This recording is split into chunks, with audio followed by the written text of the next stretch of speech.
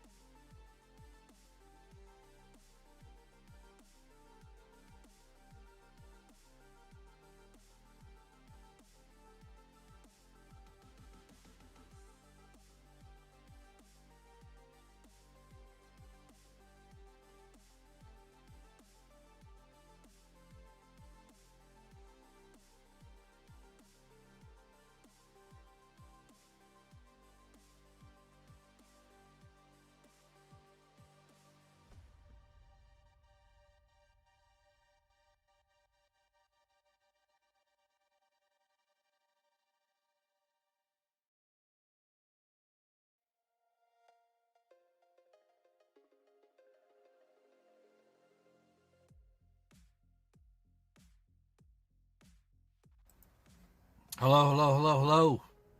How's everybody doing tonight? Microphone levels good?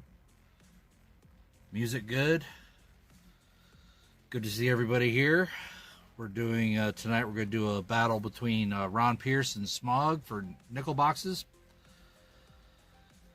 I've been watching chat a little bit. I've seen all the regulars here. John Chum, VMC, Ron Pearce. I saw coining around at 210 stacks. Hello, welcome.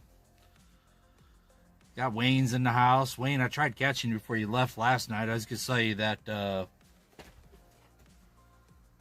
if you were interested, you were saying you couldn't get mint sets cheap. I was going to tell you that 68 proof set for $8 if you wanted it. I tried getting you last night before you left. So your call on that. I'd sell that to you for $8. There's Smog. I see him. I see him. Good luck to you guys. Gonna do some battle. We got Chew, Ron Pearce, of course. Coin Silver. Hello. Welcome back. See your name up there. Everybody that's in chat, get your name there. It's gonna pick from the last 7 minutes of activity. We'll go over to the Nightbot here and pick us a winner. Prize is gonna be 2023P Eleanor Roosevelt 2 air quarters. The top one's going to have a die chip on the cheek, and this one has feed finger lines behind the scale, so 2-quarter set. We'll get over to the bot here and pick us a winner and get going. Good luck to everybody. And let's get us a winner.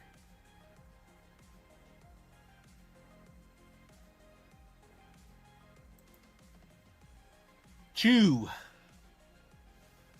you are the winner. Claim it within a minute. Chew is the winner. Chew wins a lot. Congrats, Chew. There he is. That is yours, Chew. Write your name on it. It's a nice little 2-coin set.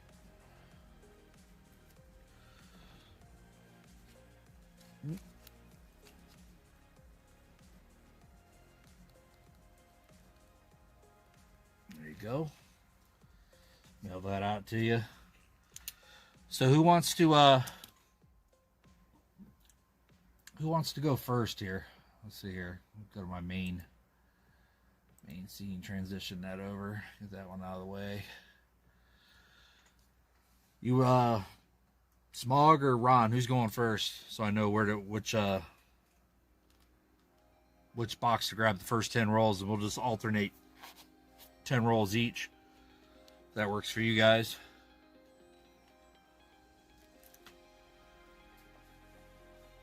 I'll go ahead and just start pulling some out and get them ready here.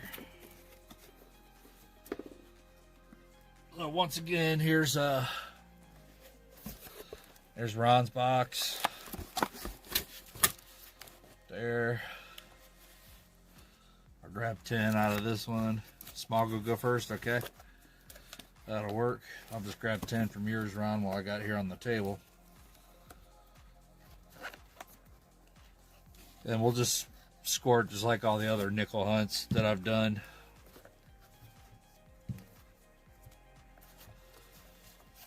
Five,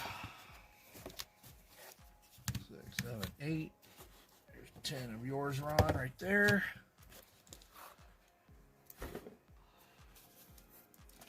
And then Smog, here's your box.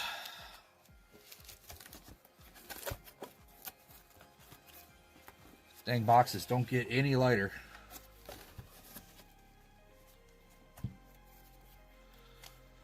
Four, 6, 8, and 10. There's those. Grab something to cut with here. I haven't searched a nickel box in a minute. Usually I do a couple of them over the weekend, but yeah, make this little guy smaller here. See, Get that out of our way. So those of you who've seen me do it before, I just cut the tops off the rolls and push the coins out the backside. Quick and easy. And then I finally got it to where the bank's gonna let me actually start returning coins in bags, or for the time being. I don't know how long that's gonna last, but she gave me a couple of bags to return coins in, which is nice. Rolling takes just as much time as searching, to tell you the truth. I don't know how many bags she gave me. I got them sit right behind me here.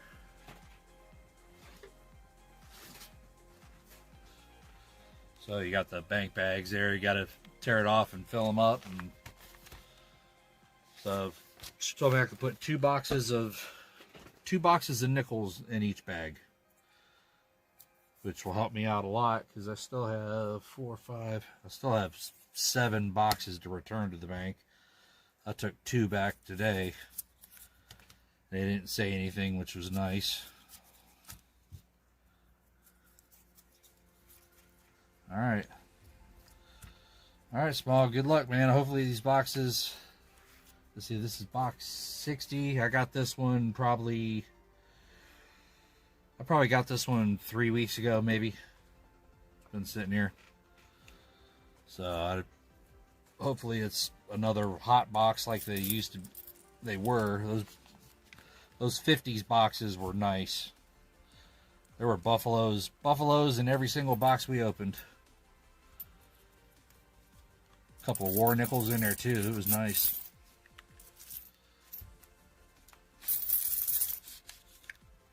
All right. I already saw a couple interesting ones pop out right there.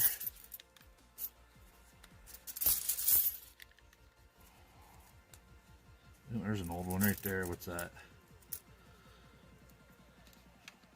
That one is a 1946.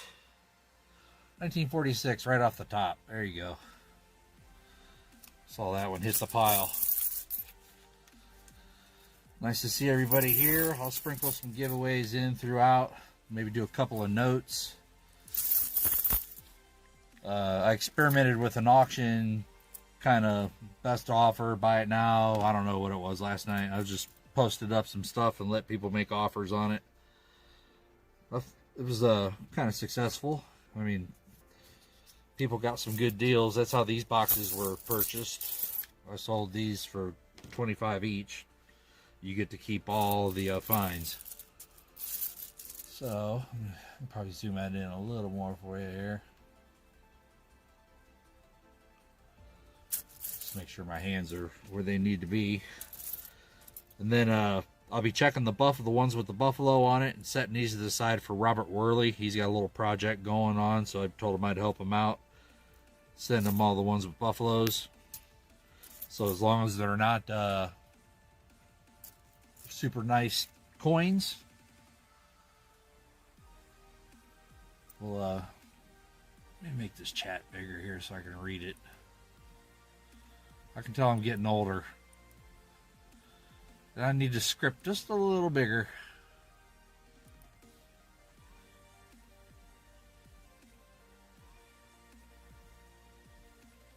Does it look... Is the video kind of fuzzy, or is the video good? It looks good over here on my OBS, but it looks kind of fuzzy over there on the YouTube side.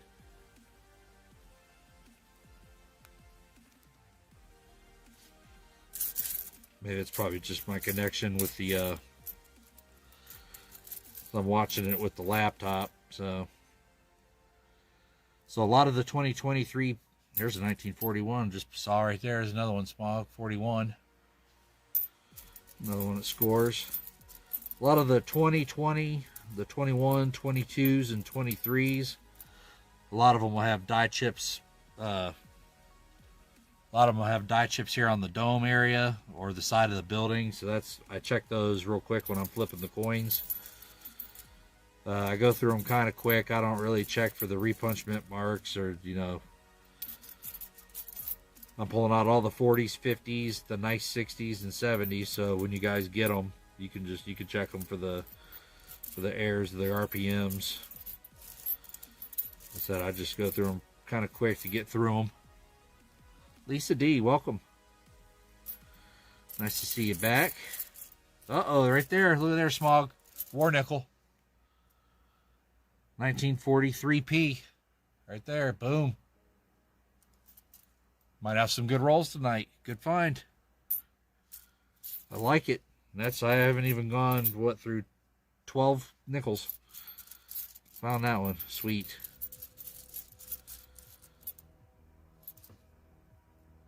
'68 S. That one's kind of I'm gonna need to double up here with the loop. Yeah, it's an S. There you go. That one scores. Nice.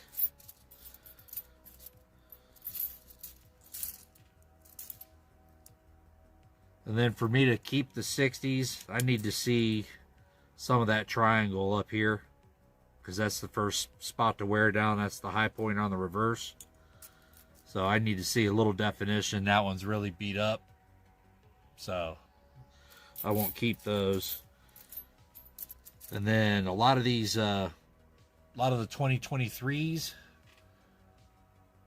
I don't know if you can pick up that brownish color on that one or not. Let's see here. Get those out of the way.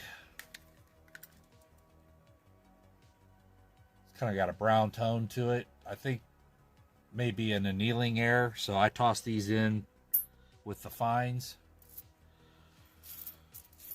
So you get those. I know, pointing around Tupac, I know he found a couple 2023s like that with his $50.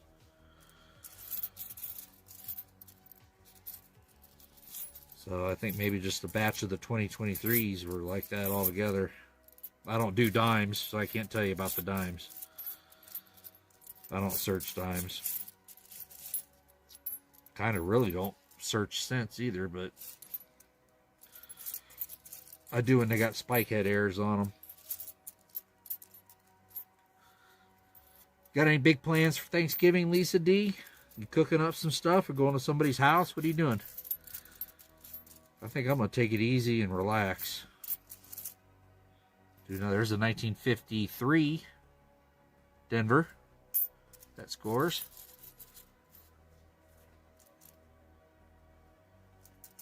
Sled Gang. I don't think that's a familiar name. Welcome. I don't think I've seen that one in chat before.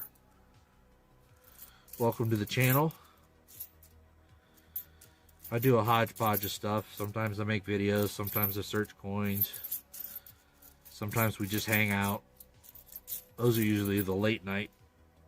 Dang, that's a nice 2022p. That's got some bling to it right there. Wow. I'll toss that one in for you, Smog. That's a nice one. Didn't look like there were many scratches on that one.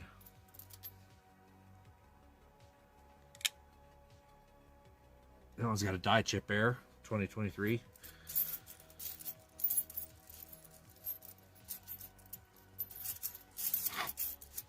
I need to get my other big magnifying glass set up. I'm using kind of like a magnifying hat with a little flip down, little magnifier flip down visor thing. I usually have like a 10-inch magnifying glass that I use. Yes, that was hashtag shiny here, Ron. Hopefully, we don't get too far behind on these first 10 rolls. We'll see.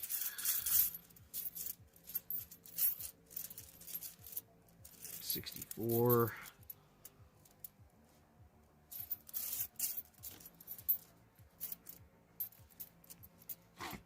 The 64 has got to be really nice. They made so many of those. They got to be real nice for me to even bother keeping them. Guess I'm kind of picky where I go through so many of them.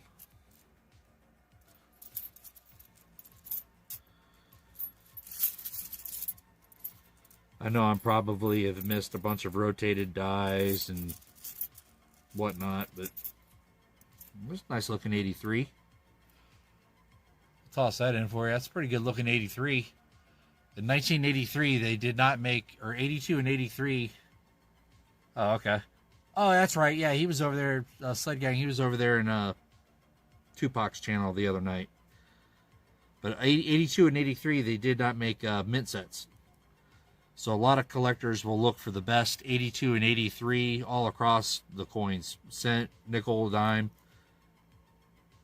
So yeah, that's got some pretty good. That's what I'm talking about. I need to see a little definition in the triangle is above right here. Oh, let me just get it better. See how you can see the full triangle above the door? So that's one of the first spots I look at on a nickel, as far as how much wear it's had.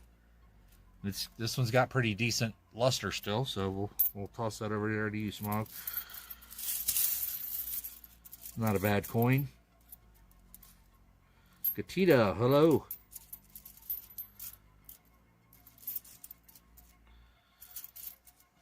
So far we found a couple of 40s and 50s and a war nickel for Smog,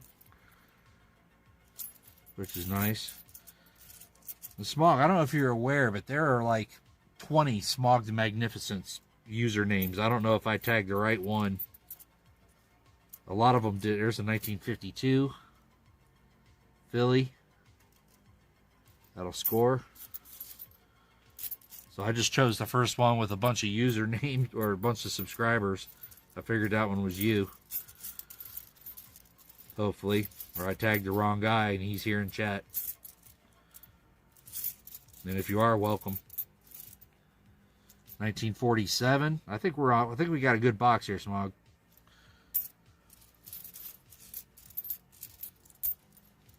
I think we got a good box for you.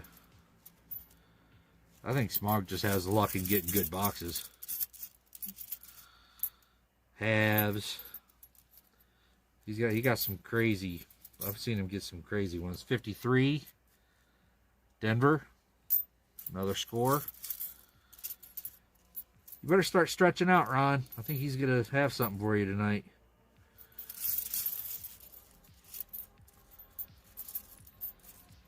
Got some good ones so far.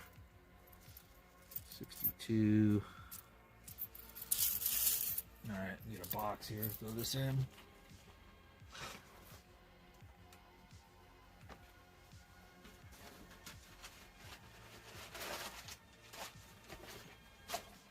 Starting to stack up on me.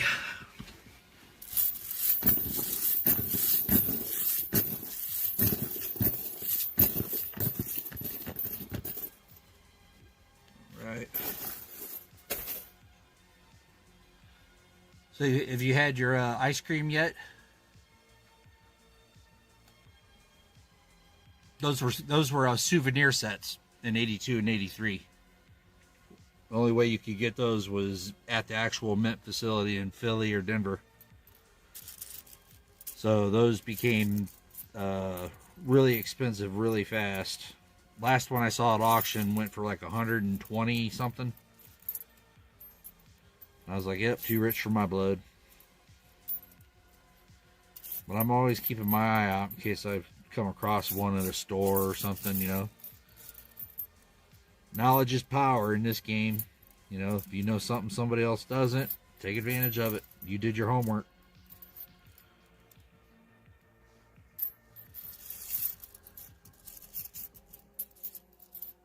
Don't go into it blind. You can lose your money real fast.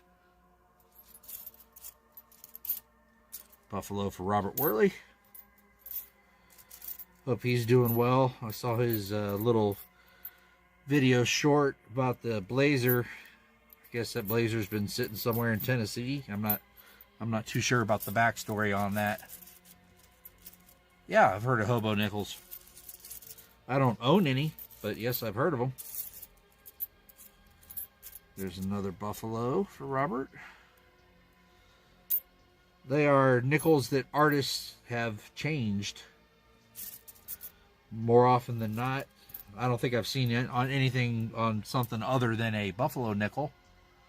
But they take a Buffalo nickel and create art on it and change the face of the Indian on the front, then usually they leave the buffalo intact on the back. I've seen several of those go for a lot of money. There are some famous artists that do those coins that command pretty good price. I don't collect them personally, but I know people that do. And they have an extensive collection of them. Yeah, up in the Chicago area. Yeah, that's the people I know that collect them live up there. So I don't know if it's a Chicago thing or got me. Oh, saw something there. Where was it at? Kind of looked like an offset strike, but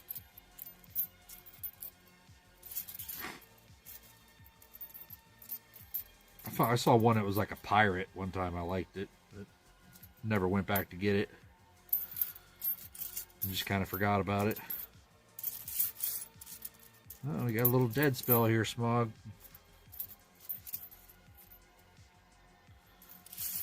What's going on?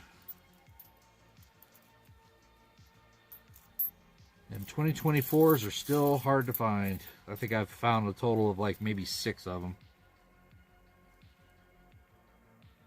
Another kind of a dark one there.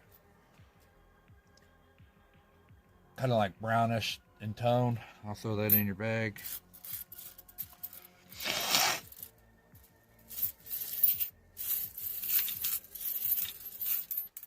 I don't know what kind of tools they use. I don't think they use Dremel tools. I think they just use some sort of like little hand tools or scribes or something. I've never seen someone actually make one.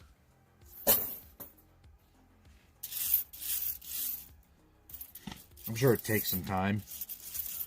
Like, you know, like anything else. You know, like those forget-me-notes I do. They take me at least a half hour, if not more. Depends on how detailed I'm getting with it. You should probably be getting your surprise there, Tupac, here in a day or two. There's another nice 2022. Look at that. That one's shiny. Throw that in for you, Smoggy.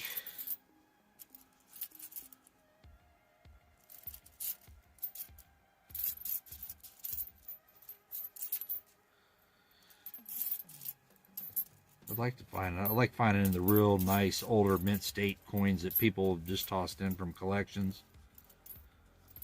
Those are great finds.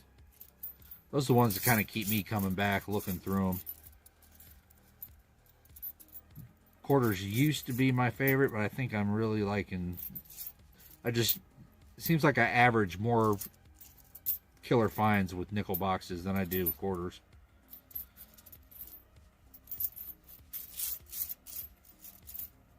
There's a 60 that worn out.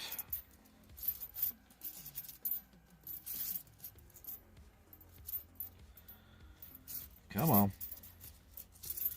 All right, Ron, we're closing in. Get ready to do your rolls.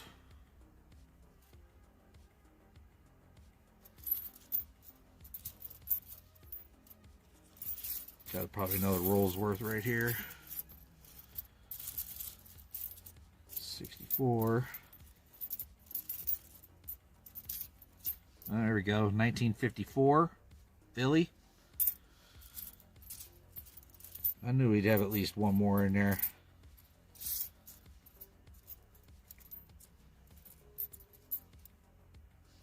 Oh well. At least we found a war nickel in the first 10. I like that.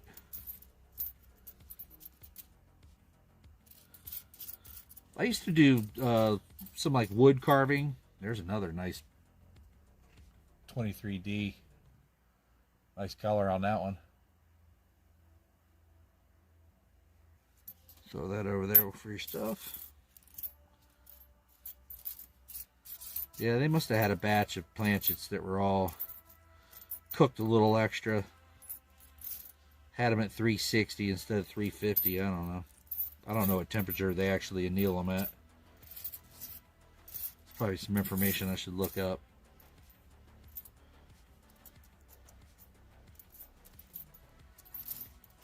All right, last 5.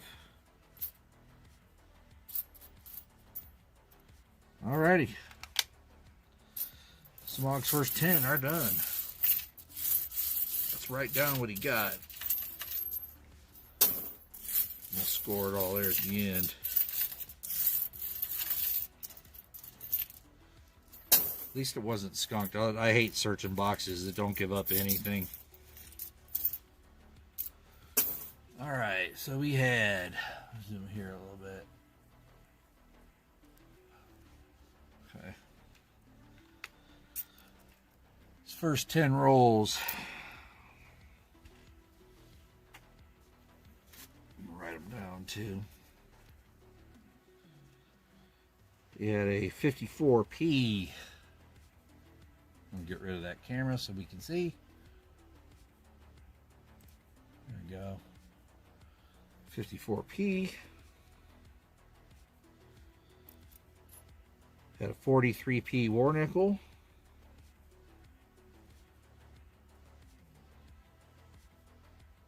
Ooh, that's a 41S right there. Nice. That'll score an extra point for being an S. Got a 53D. 46p.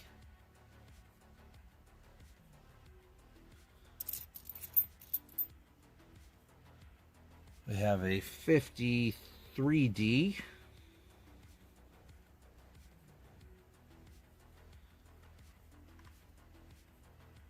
A 47p.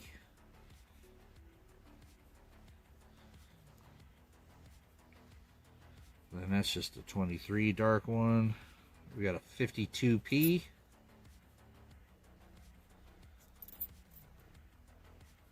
A 68S. Is that nice 83?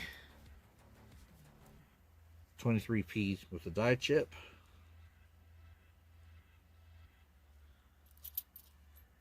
And these are non-scoring, just nice ones.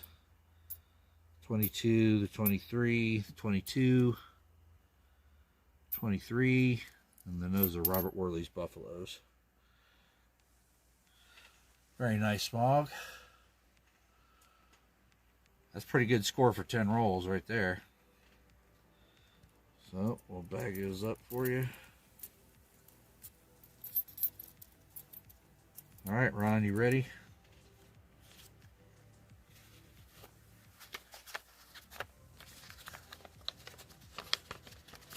I hope so. That's going to be a hard one to follow there. All right, Ron, here's yours. Let's put some good scores on it. Good luck, sir. Then after we do these 10, I'm sure I can grab another giveaway out of the pile over here. Out of my air pile.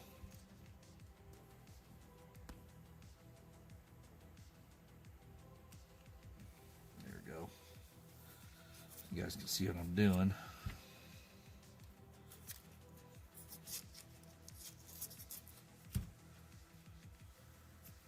Let's go. You got that right. Good luck, Ron.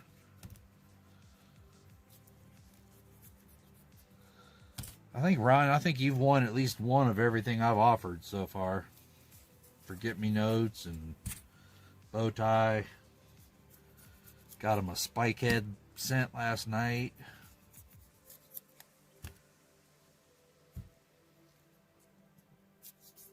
I've got 2021, 22s, 23, and 24s, all spike heads.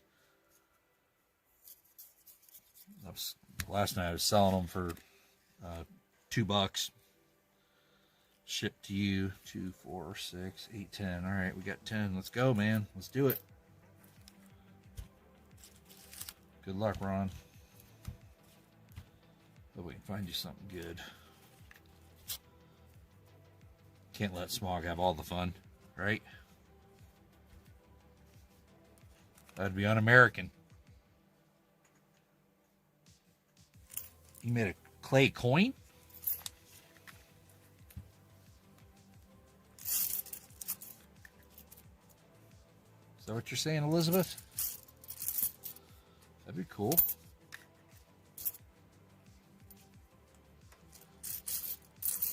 All right. Just punch out a couple there. See what we can get for you, Ron. I'll zoom in a little bit so you can see what I'm looking at.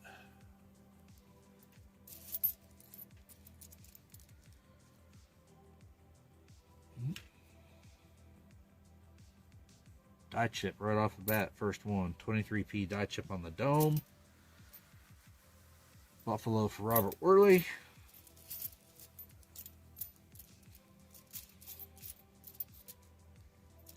$64.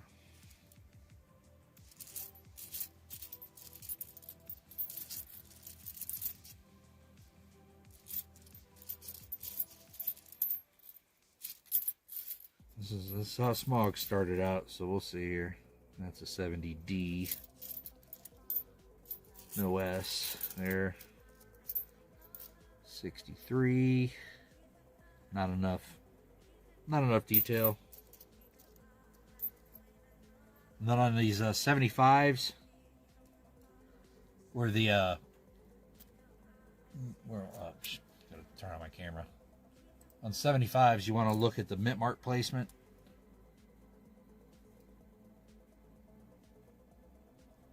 So you want to see if the mint mark is too high and it's up in here, those coins are worth a lot of money.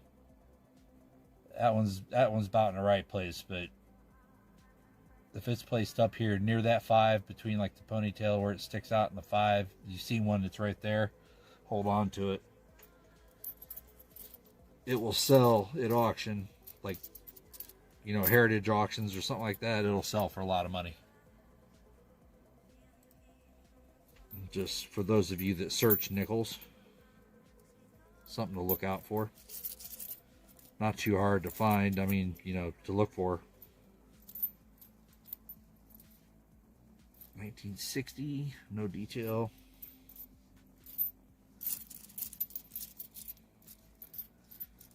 All right, gotta get you something going here, Ron. Too many scratches. That was an 85. I found a lot of 84s with, you know, offset strikes and errors on them. 84 and 85, 87s. Seem to be the dates on those. 22. Nope.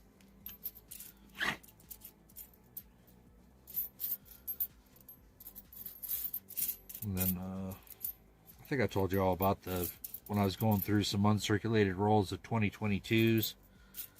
I started finding them where they had a lot of I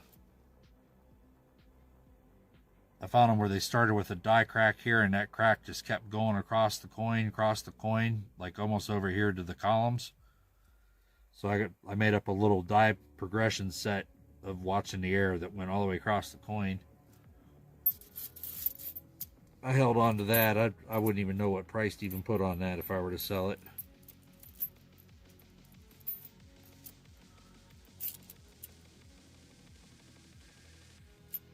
Uncle Smokey. So is he frying a turkey there, Tupac, or bacon turkey, or doing ham? What are you doing?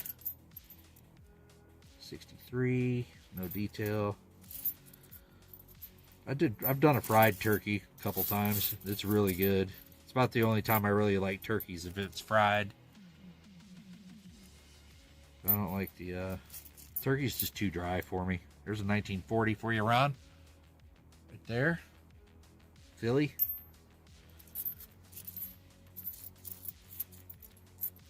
You gotta be careful with all that hot grease.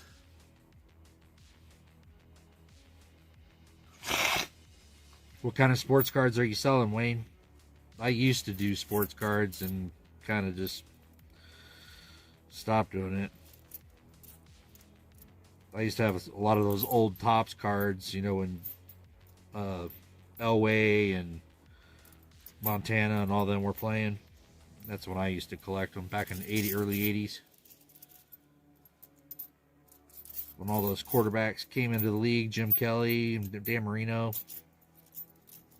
I had all those cards. I think I still have a full unopened box of 1983 Topps football cards. I found up in at a flea market or an antique shop or something up in northwest Georgia. When I was driving up in the mountains, I just stopped in there and found it on the bottom shelf. Bought it. Couldn't believe it was sitting there. But that's another one of those things, if you don't have the knowledge of knowing what cards were in that box, you just skip it and pass on by. Man, Ron, gotta get some more than that. Let's see what we got here. 69D. Ooh. 63. No detail. All right, Ron, that was your first 4 rolls. You only got 2 finds. Yeah, 83 was a good set. A lot of expensive cards were in there. You know, but heck, I was a kid and I didn't even, I had no idea what those cards were going to be worth one day. I just, knew I was going up to the store and spending my 25 cents on a pack of football cards, and just so I could enjoy them. Now they're worth thousands. I can only imagine, who knows whatever happened to them. I moved a couple of times. I moved out of state. So, and when I left home, I left with 1 bag, and everything else I left. So, football cards weren't coming with me. I was ready to get out and start life. Man, that was a long time ago. Back when I knew it all. All right, Ron, 6 more rolls. Let's get it.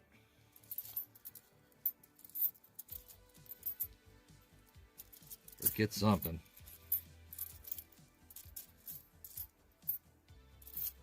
I mean, I'm not even seeing any die chip errors.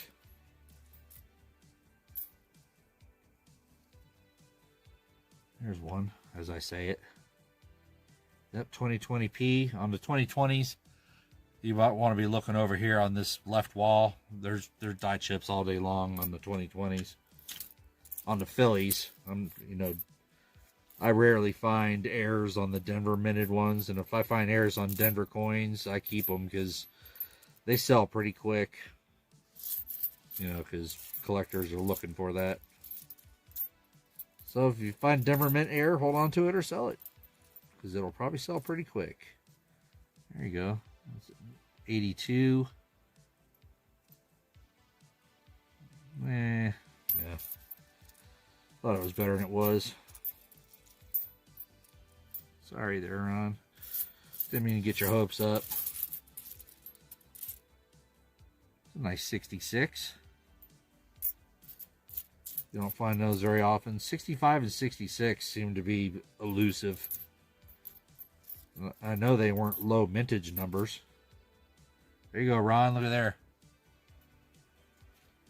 Here's your find so far.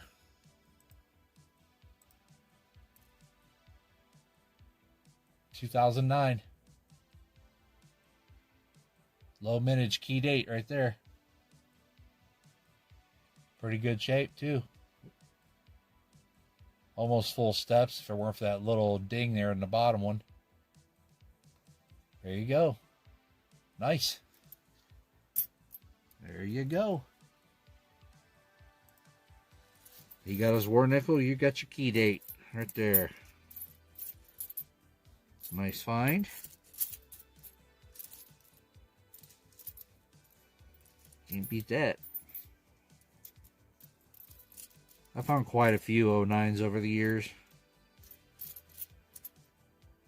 Wish I'd run into a stack of 2024s. I don't know anybody that's found any yet. Or if they found them, they're keeping a tight lip about it, because I don't know.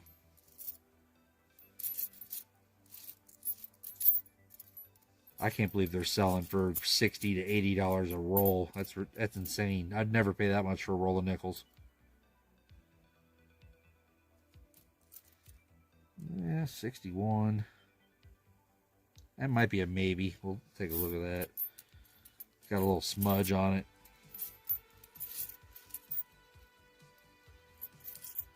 I really don't like wiping coins down. You wipe the smudge and then you're scratching the coin. Nope. Don't want to scratch it. 62. No detail. Dang, Ron. Come on.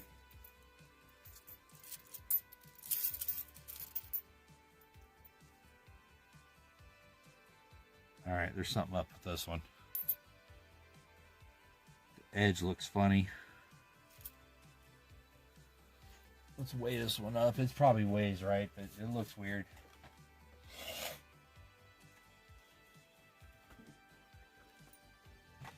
Looks kind of funny, so we'll weigh it.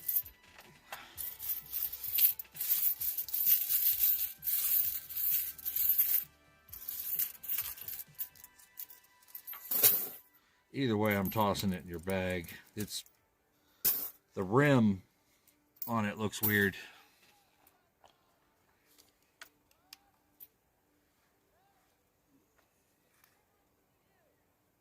Oop.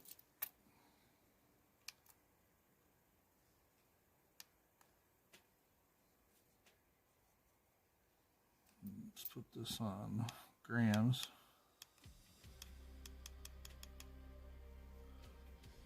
Alright. A little heavy. Nickels should weigh 5 grams. No, it's just, it looks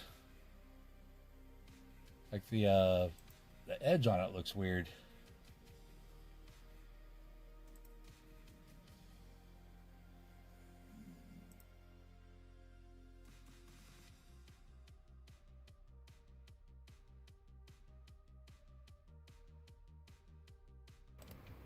I don't know, the rim looked a little wider on that one side.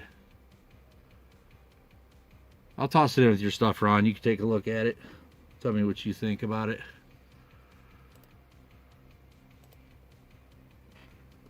Don't know. Make sure I'm still caught up here. Yep. We got about 2.5 more rolls and we'll do another giveaway. Oops. I guess you guys would like to see what I'm searching. Here we go. There's a 58. Denver.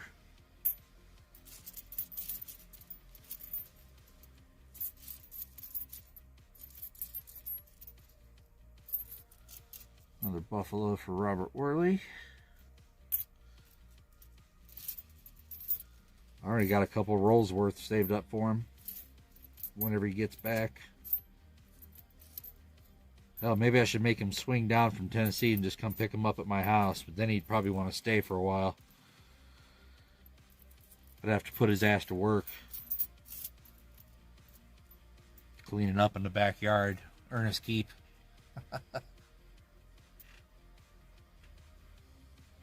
Oh, like the old wooden matchsticks, Wayne? Like back in high school, you had to make the bridge, you know, out of the matchsticks and see which one could hold the most weight.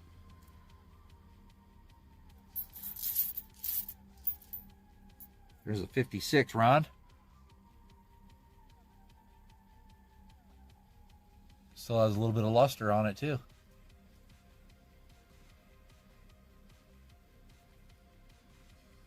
I think that's just from wear. It's not really luster. It's just polished from use.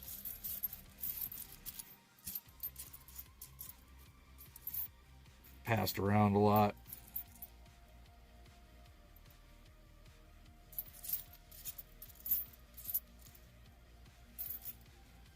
Yeah, I haven't seen any of those dark 2023s either in these rolls. Like Smogs.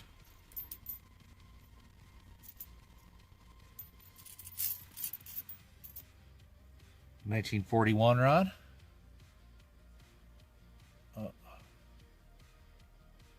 Sure, 41. That is a Philly.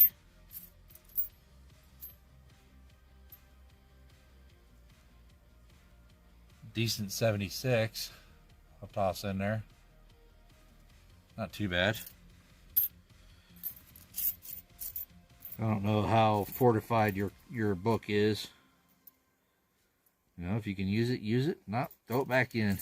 Let someone else find it. 2011. Beat up.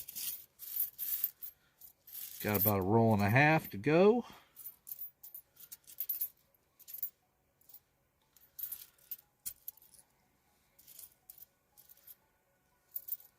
Ron making a little bit of a comeback here at the end.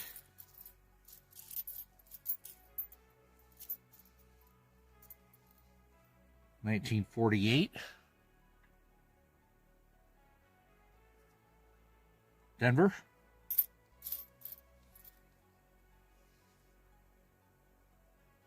It's a decent 73D. Toss that in. Last roll.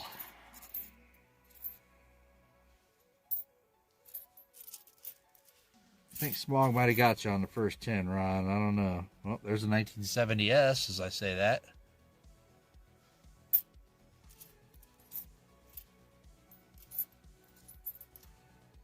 Well, another one, 1941. Ron coming on strong at the end. That's a 41S. There you go. That's a double score. Ron throwing punches right at the end. All right, last four. Boom. Right there, second to last coin, Ron, 1954. There you go. Come on strong at the end. Nice job. We'll tally yours up. And I'll pick something else out of the bucket here for a GAW.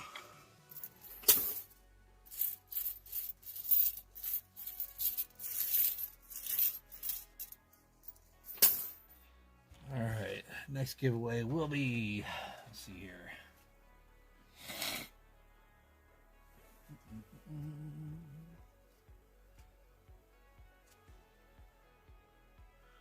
I'll give this one away. It's almost uncirculated, but really good condition. New York State Quarter.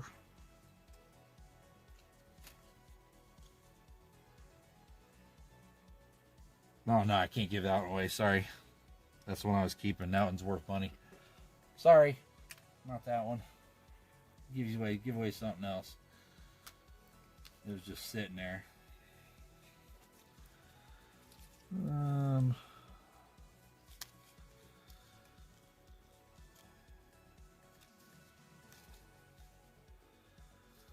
What's that one? Right there. We'll give that one away. Brilliant uncirculated. I pulled this out of an uncirculated roll. 2020P Rockefeller. It has a large die chip. Turn on my double cam here. Large, super large die chip. This is one of the larger die chips you'll find on this. This coin's probably worth some money. Right there on the elbow. Big ass die chip. But uncirculated. Got a little bag mark right there, but overall good condition. But that's this next giveaway is going to be. So let me just chat it up, and I'll get Nightbot going. Chew was our last winner.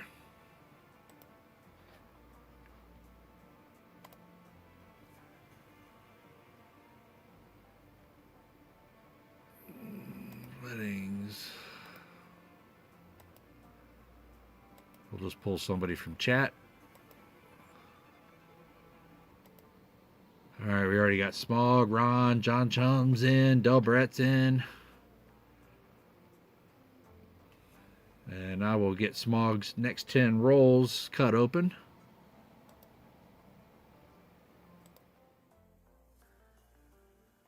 I'll get his ready, and this will be giveaway number 2.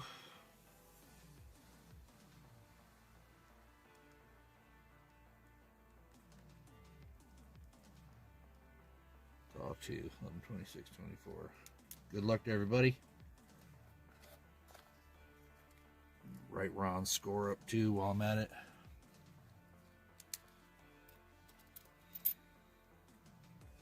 $70 yes.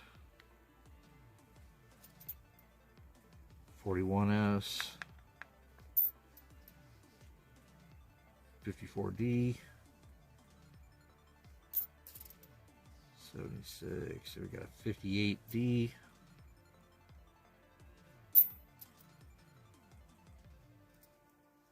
Decent 66. 21P with a chip.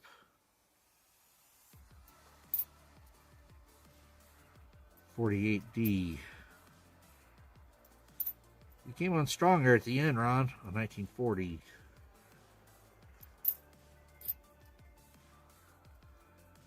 $1941.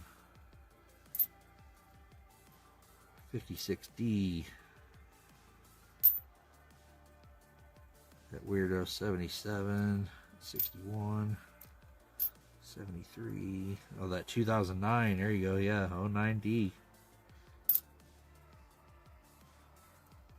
Yeah, 23P chip.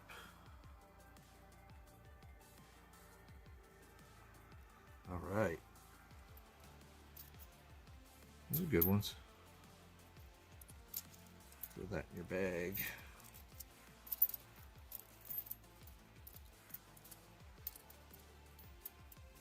And if we do hit 25 likes, we'll do a giveaway for that. It looks like I see 27 right now, so we'll do a 25 likes right after this one. Let me grab something else. Let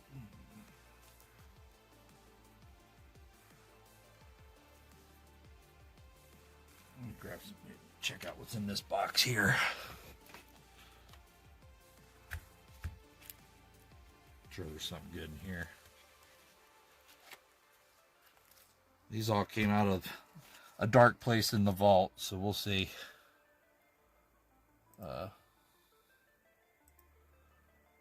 See what I have in here. I haven't looked at these in a very long time. Shipbuilding, real nice 2020 uncirculated dime. Extra claw, machine doubling dollar.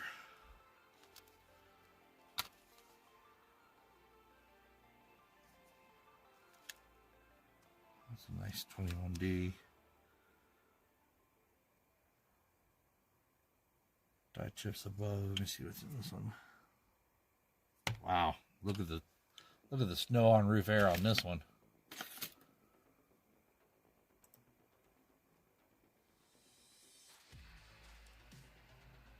That's a lot of die chips on that roof.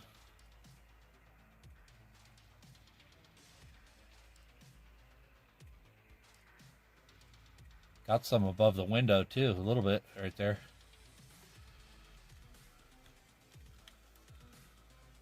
See finger lines between the Y and the neck. Let's see what this one has.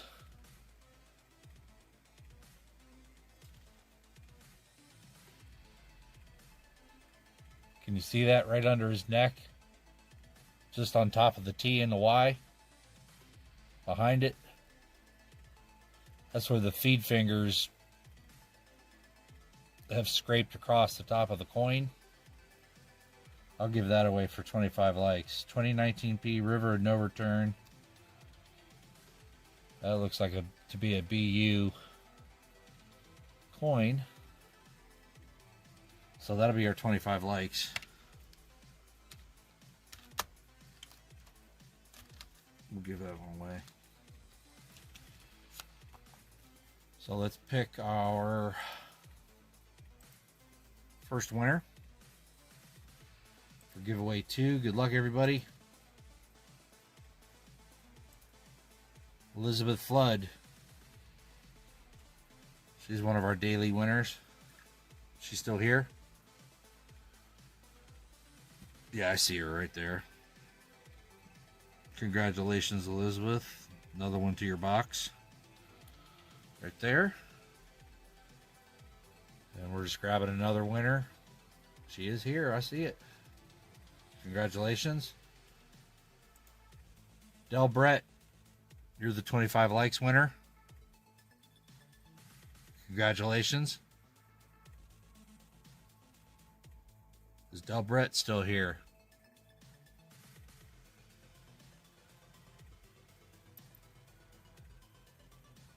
There he is. 25 likes winner. Congratulations, sir. I believe I have your information. I think I've sent you stuff before.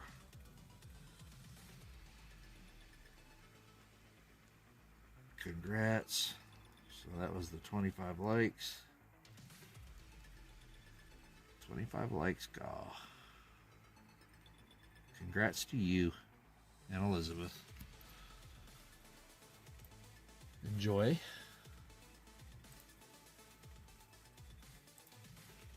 Alright. That's taken care of. And I didn't cut open Smog's next rolls. How about that? Alright, 10 more Smoggy.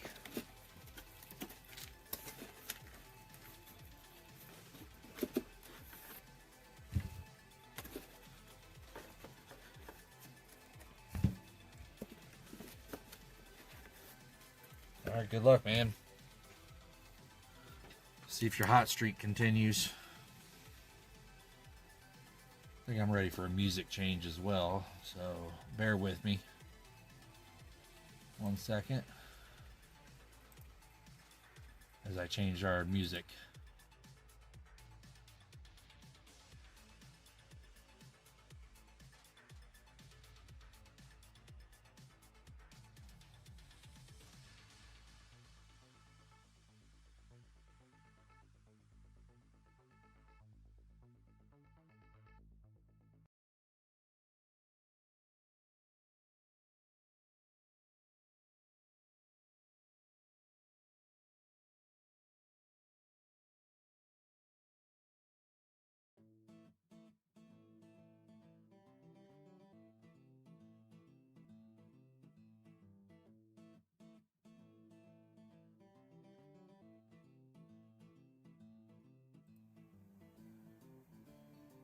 Play a little blues in the background. Get that other one out of the way. All right.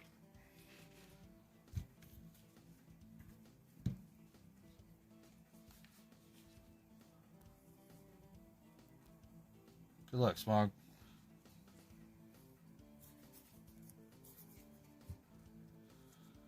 Hopefully, I'd like to find a buffalo. Or a nice... Oh, that one hunt, we found that V nickel. That was a pretty cool find. How cold is it up there, Elizabeth? Furnace came on. Hell, it was 70 degrees today here in Georgia. We had beautiful weather. Can't complain. Short sleeves.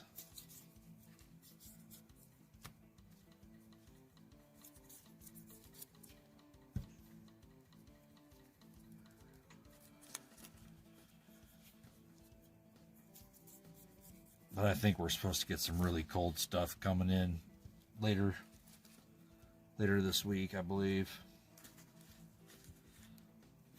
I don't know. I tried not watching the news and stuff. I like being surprised day to day. You know, make life more of an adventure. 36, yikes. No, thank you. I moved away from Ohio because I got tired of that stuff.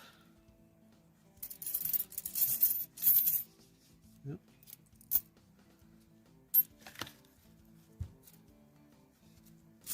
You know, I grew up 20-something years in it. I got tired of it. Never been to Georgia and ended up here and went, wow, it's pretty nice here. So, popped a squat and stayed for a while. And here I am. 26 in Wisconsin. That's lower Canada, right? LC, Wisconsin? Or is Canada upper Wisconsin? All right, Small, good luck. Let's blast through these and see what we got for you. Yeah, I think your rolls have a lot more of these 2023s. Look at those are nice coins right there.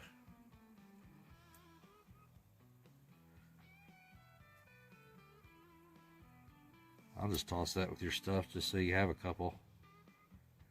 You probably don't get these out in California. Not look like that, I'm sure. By the time they make it out your way, 1956. You start starting off where you left off, right there. 56D. Nice one.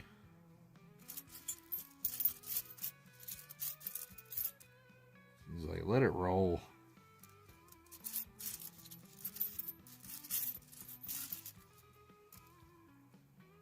Decent looking 88. Nah, rear's toast. Reverse toast. I hate that. You think you find just a sweet, excellent coin.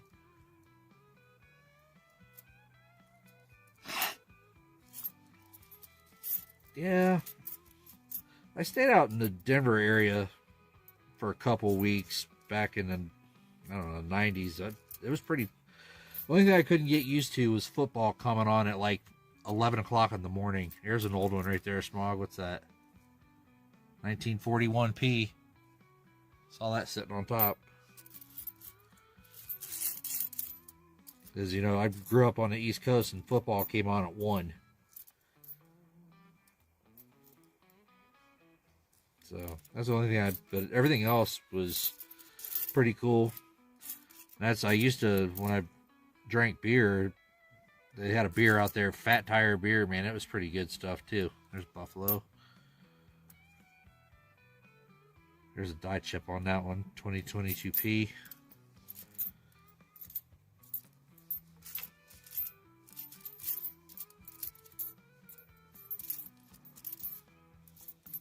And yes, I do look at both sides of the coin this fast.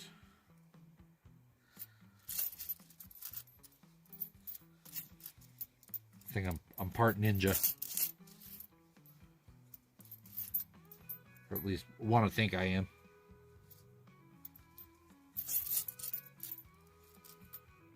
Yeah, I think I sent you something a long time ago, Del Brett. You might have been one of the first giveaways I gave away on Coining Around. Pretty nice tone on that 2000. Good looking one. Oops. Where's my hand at?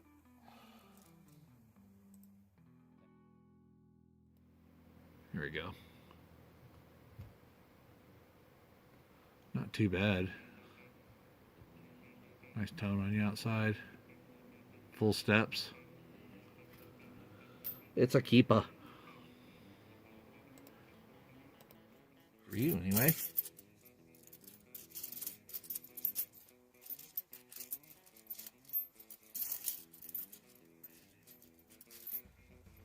I would love to find some 2024s. Tupac says he's on a mission to find some, so we'll see.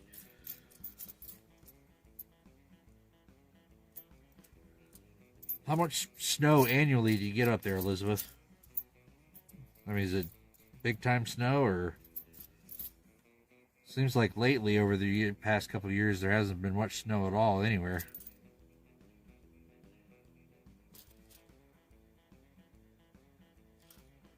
I'll just throw that in. It's a nice looking coin.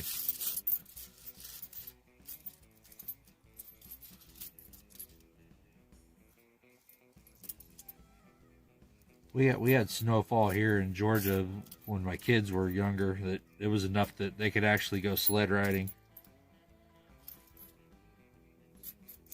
You know, something as a kid up north you just take for granted because you could do it. It was a treat for all the kids down here.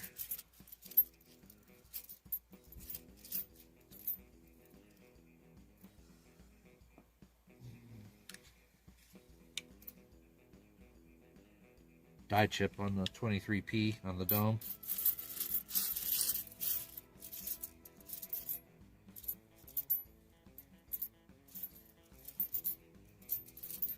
Dang, come on. We want some old ones.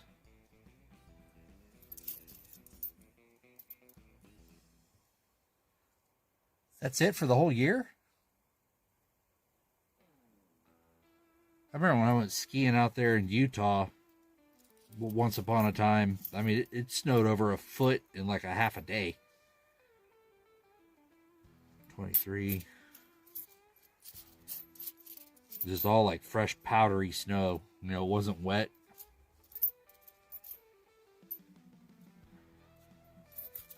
With that wet snow, you can make some good snowmen and have good. We used to build those little forts with tunnels and stuff in them.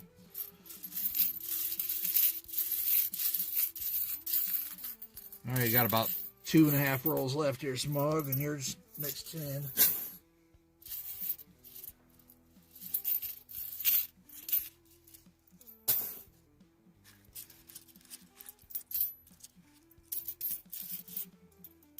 These from the side, yeah, maybe about a roll.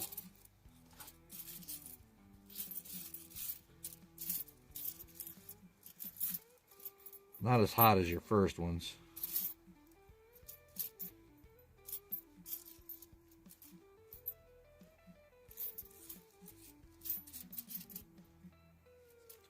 I think it has a die chip on it. It does. Die chip on the dome. They score points. That's all that matters. There's a die chip on the side of the building. Right there. I'll show you what I'm talking about. So if you look on the left wall there, you can see it like even with the window there on the left wall. You'll find a lot of those on the 2020s. Pretty good size one. I've seen some that cover the entire side of the building. Those are nice finds. They call those the beehive die chip air when they're large like that on the side. I don't really know how much they sell for these days. I just use them all for giveaways, and all the airs I find when I'm hunting, I just put in tubes for my giveaways.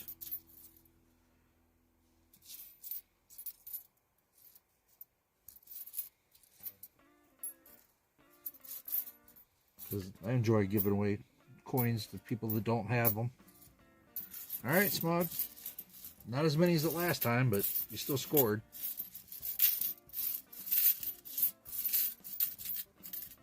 Let's see what you got here. Tally it up.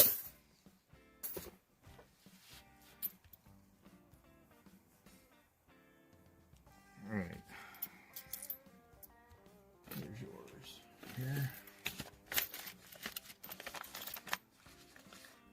Alright, you had 23s, 22s, 2000. Those are just going to be your nice ones. I think that one's a die chip. Yep. So you have a 23p chip.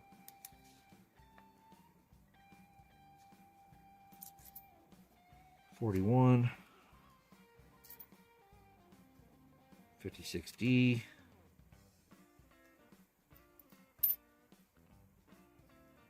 The 20P with a chip. 22P with a chip.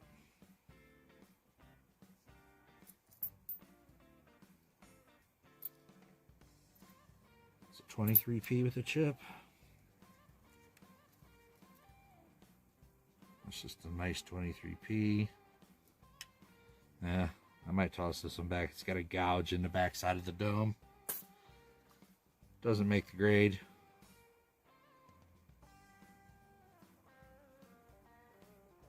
I'll throw this one in, but there's a little bit of a gouge there on the lip. But it's nice and shiny, so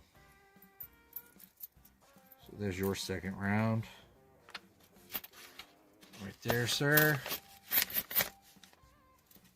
And let's do another, see what we got in here. Let's see what we got.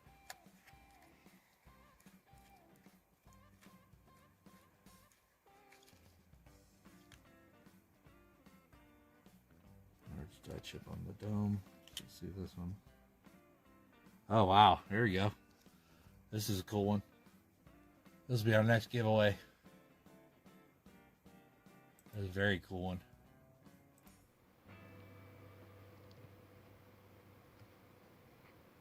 So this is a 2006 Philly.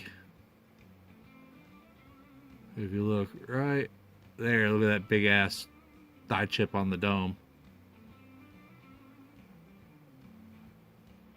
Pretty cool.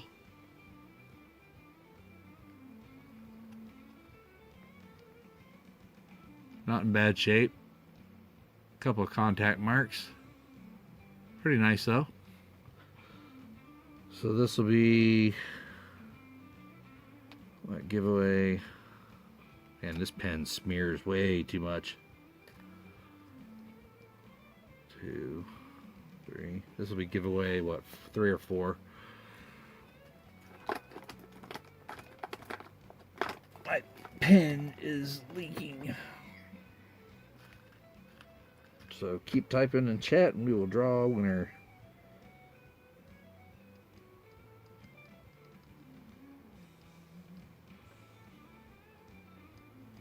Good luck, everyone. Let's go to our bot.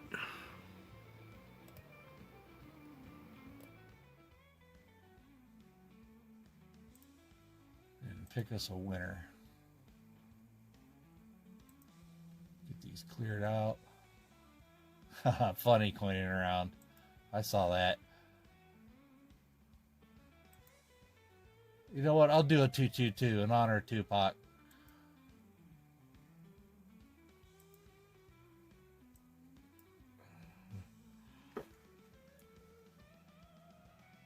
To the guy that's giving me some advice and helping me on my way. Much appreciated, sir.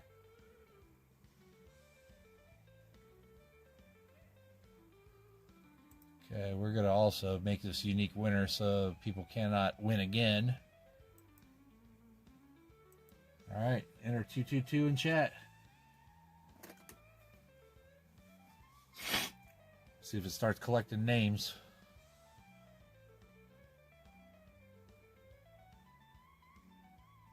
Oh yeah, no problem, Lisa.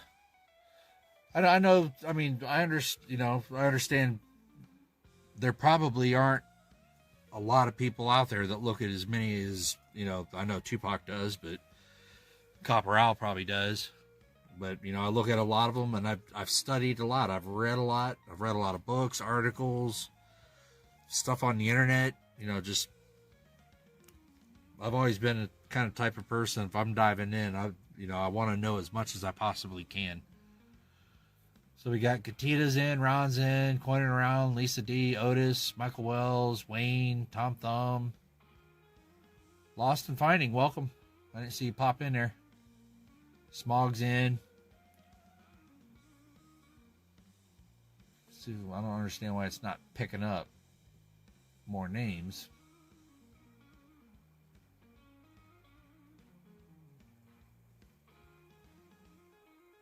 was.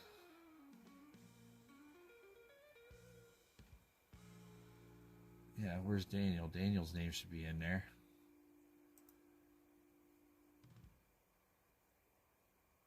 Hopefully, let me start cutting Ron's rolls out while you guys are typing all that in.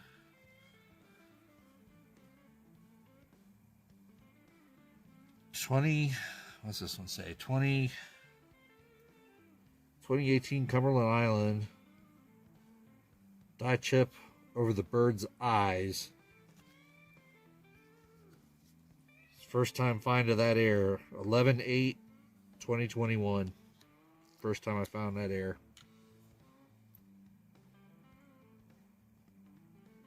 Wow, that's cool.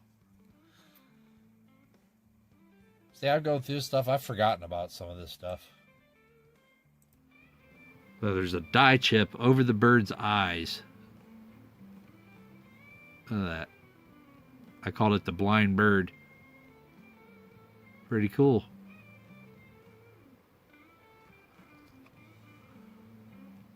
Obviously found in circulation. This is little stuff like that. And the common error on this particular coin, the common error for it is die chips here along the wing. You'll find them going all the way up and down this side right here. That's the common error on this one. And here's the Apostle Islands. Look at that die chip. Massive. That's one of the larger ones you'll find. But you find these quarters, all different shapes and sizes, all the way across the top. You'll find die chips like this. Probably not that large. That's a fairly big die chip. And then you'll want to look under the, You'll also want to look under the kayaker's arm right here. There'll be a big one. Kind of looks like he's carrying a suitcase. Those are the two common errors on that one. Grab your rolls, Ron. My towel back up here. Get these out and we'll draw us a winner.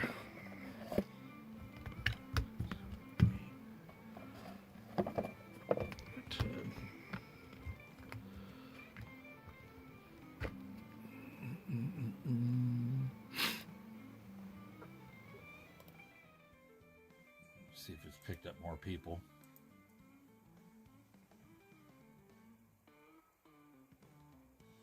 I don't understand why it's not. It's got you, Ron, Lisa. Why didn't it pick up Quentin Rounds in there? Is Daniel G. Bishop still here? Have him type 222 again.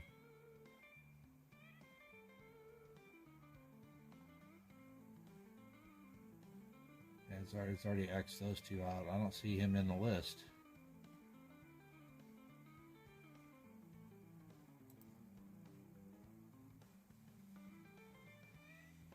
Alright, I'm just going to pick one from chat. It wasn't picking up the 222 for some reason. Don't know why. Alright, here we go. Let's choose a winner. What's it doing here? Giveaway. Alright, start typing in chat.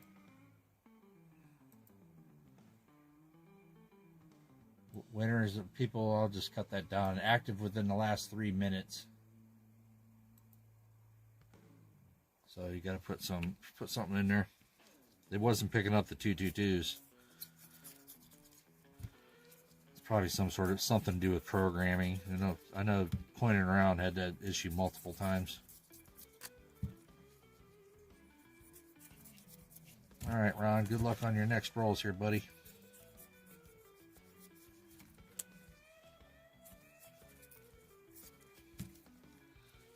Smog may have left the window open for you just a little bit right there.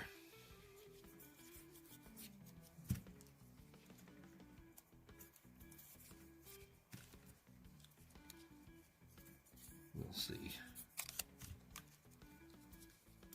All right, let's pick us a winner of the coin I covered up. All right, I'm gonna pick us a winner of the 2006P die chip. Picking a winner. Good luck, everybody.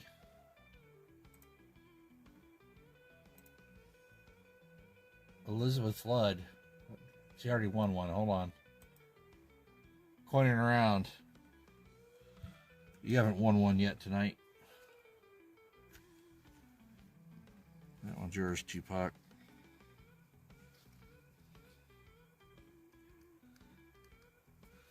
And I'll put that in the congratulations. I'll have to put that in the Tupac bag. I got a Ron bag, an Elizabeth bag, a Tupac bag.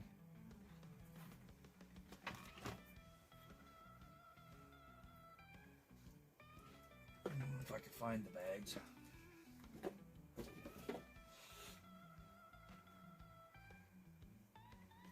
All right, and Tupac bag.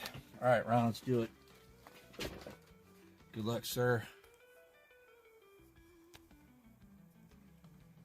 Find you something good.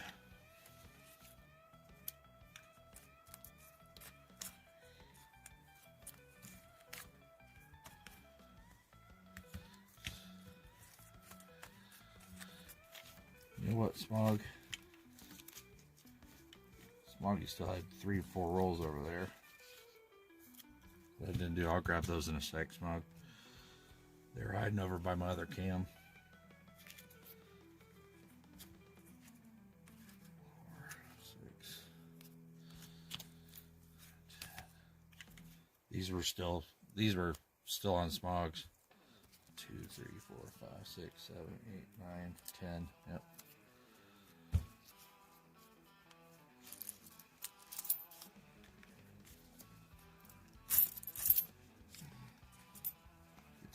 Way. Thought I went through those fast.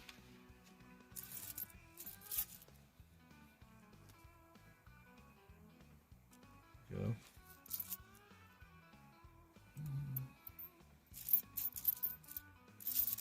$61. D. Yeah, because I have all your finds from the last box round all bagged up. And I still got to do Jim Meadows' last rolls for his box. That's what I had planned on doing until you bought these boxes at the auction.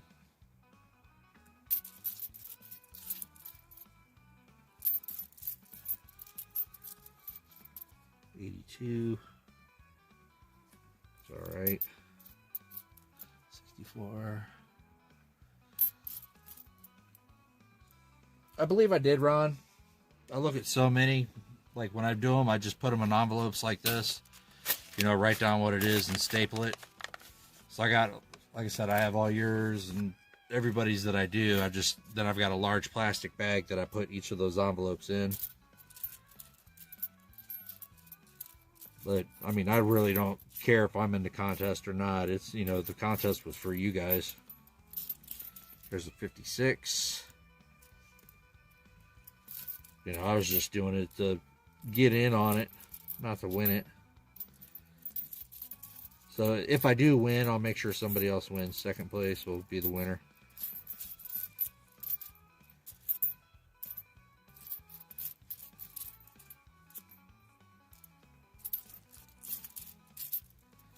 Because it don't matter to me. It's a nice 20p. Pretty shiny. We'll throw that in with your stuff there, Smoggy.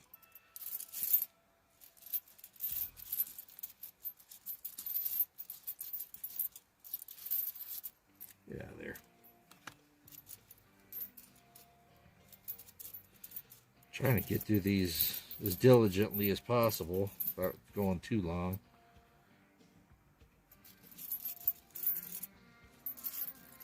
And if I'm like really just speed hunting them, I won't even look for the heirs. I'll go looking for the mint state coins and the older ones. You know, like Michael Wells was saying the other night, you know, the proof nickels seem to be the elusive find. You know, I think I've found more war nickels than I have proof nickels. I think.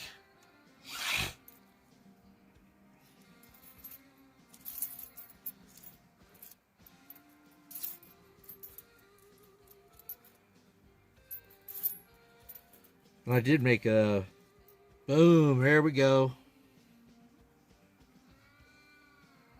Found one. What year is it? It is a 1929. I do not see a mint mark. Put that under the magnifier here.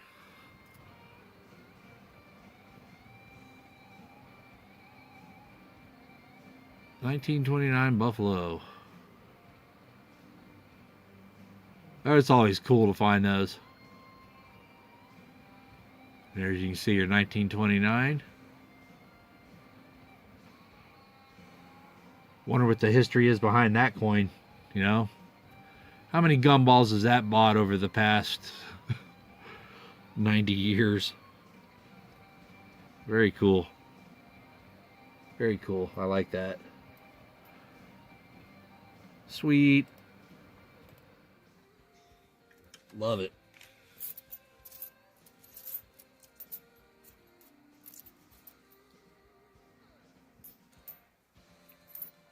Buffalo found. That makes me instantly happy.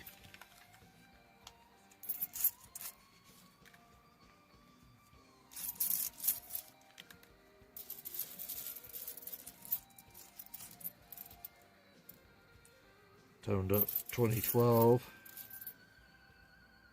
Man, now that's a dark one.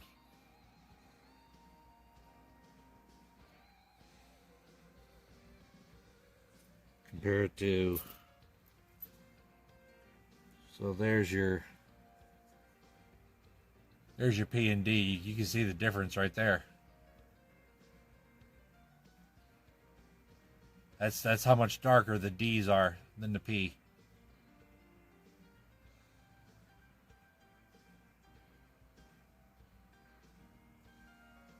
That's got to be an annealing air or something. So when you see me throwing these to the side for the people that bought them, that's what these are looking like. They may not show up, but that's a good comparison.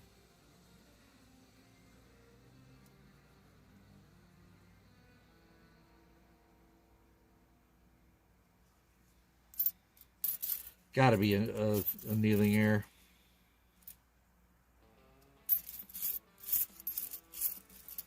I mean, that one was damn near brown. Die chip.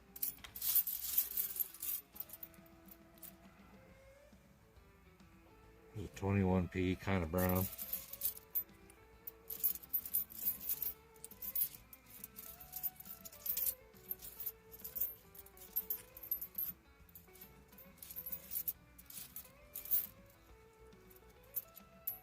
Right there. Another die chip on the dome.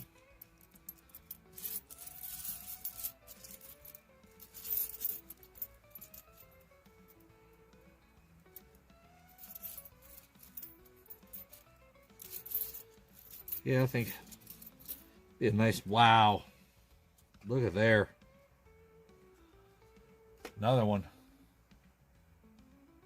Dang, there's a good couple of rolls right here.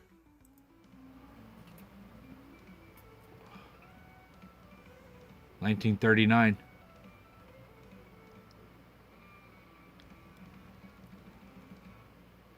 Not in the greatest shape. So be sure to look for doubling on this one when you get it. I'm not going to study it. I'll leave that up to you. That's your find. Congrats. Pretty cool. Just popped out at me. I was like, whoa. Very nice.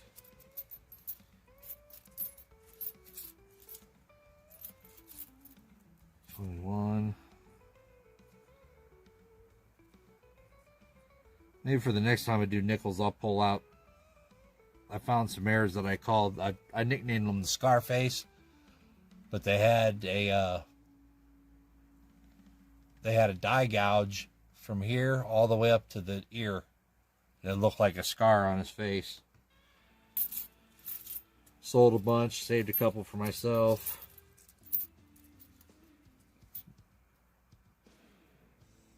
Decent 78. All right, now we're pushing on rolls. That was nice.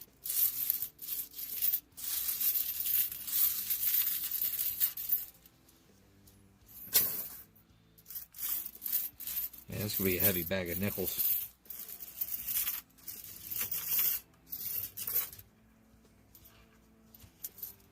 All right. Let's see what those smogs.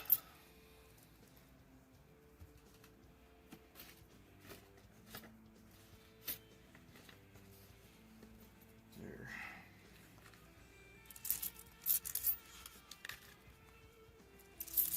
Now you need to come back with Ron as a couple of 2 war nickels and a V right on top of it. Yeah, I had an uncle pass when I was a teenager as well, Elizabeth. I really didn't get to know him, you know, as I became a young man. I would have liked to have gotten to know him. 70S, Ron. There's a 54. 2 right off the bat. Very nice.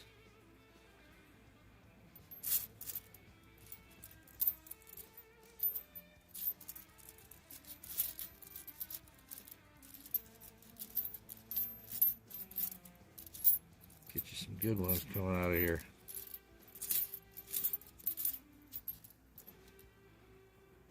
$71.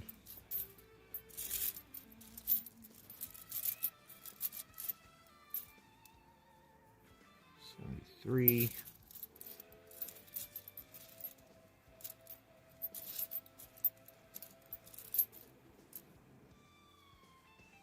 77. Digging it dirt. Hello. We just found a Smogs rolls here. We just found a 39 and a 1929 Buffalo.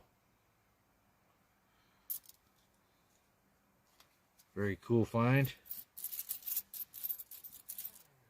Gotta love that. Doing all right this evening there, Mr. Eller?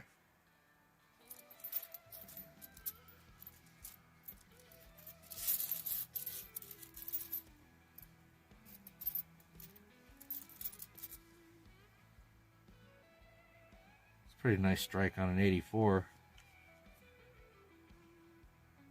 Yeah, the back kind of chewed up. There's a 68S for you. Pretty decent.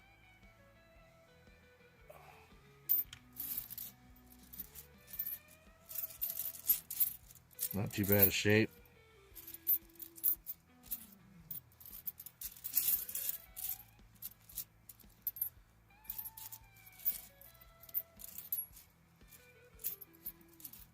And I'll get through these. We'll do another giveaway.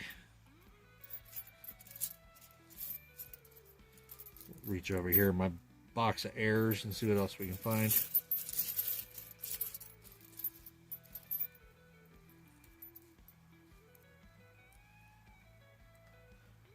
Your video I was watching, your live feed today, Dagger, looked like you were taking a walk or something.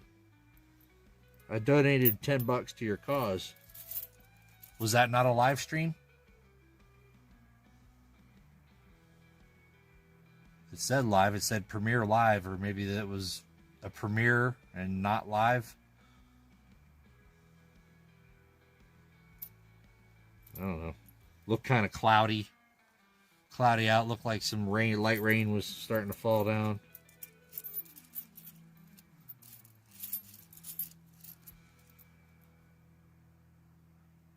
Foot's cramping. Nah, man. Yeah. I hate them body pains. I've had them so bad before, man. You can't even get out of bed. Oh, it was a premiere, so it was an actual live stream then.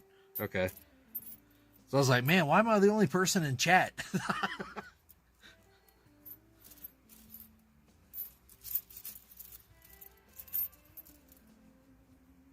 That's cool. I still donated to the cause. I think it's a good cause. Very good. More people should do stuff like that. Myself included. You're quite welcome. Hopefully more people will see your feed, and hell, I can, or Ron can do it too. Put your let's see here. Oops. Don't know what I just did there. Pressed the wrong button. I can put your link up there. Right click. Go check out Dagger's channel. He's doing a lot of stuff for a good cause. There it is. There's his link. Go check him out. If you like what he's doing, drop a couple bucks, donate, help the man out. Kids will appreciate it. Cancer survivors will appreciate it. I know I've lost several family members to cancer.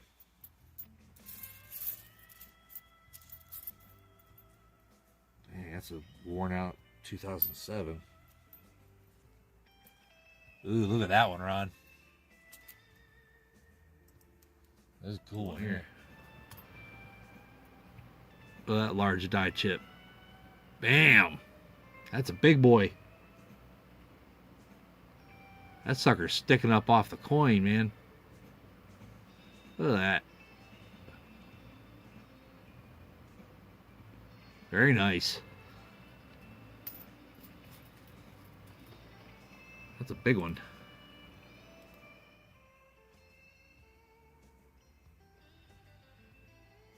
Yeah, that's the one video. What I was watching, it looked like there was just little tiny snowflakes coming down. It's like, oh yeah, getting cold.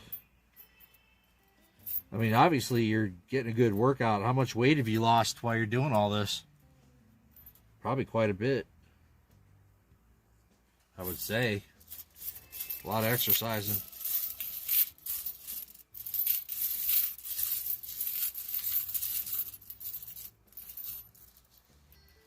That time of year, yeah, sure is. Couldn't tell it today in Georgia. It was 70 degrees here today. I actually saw some bees coming out and flying around. It's supposed to get cold again, though.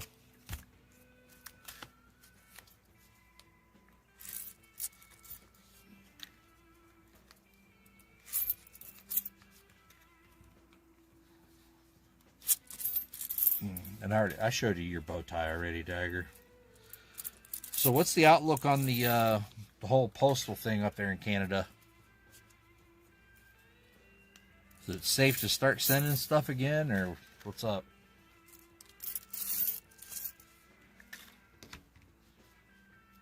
Like I said, I don't watch much news.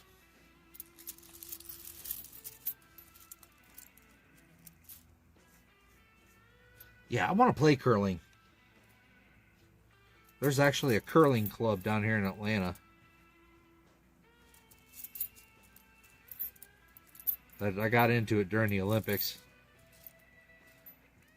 Seems to be a neat, a different sport.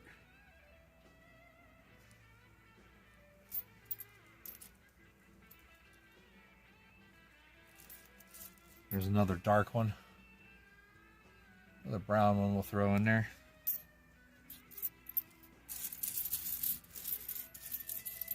And I haven't heard anybody saying anything about the darker coins either, so I don't know. There's a 53 D.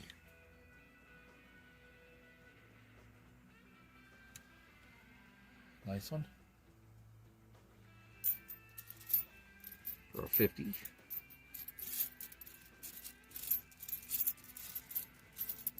Still haven't found one of those really just knock your socks off old ones.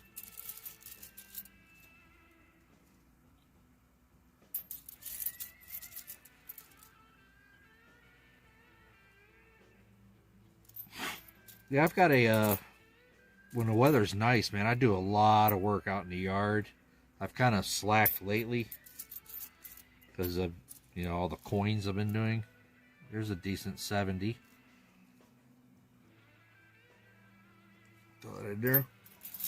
And I've got an exercise bike in here as well.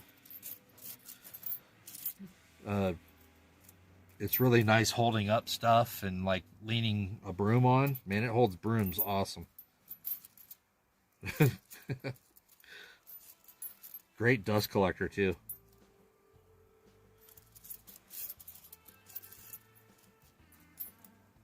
I should have kept the, I like the treadmill I used to have. I should have kept that.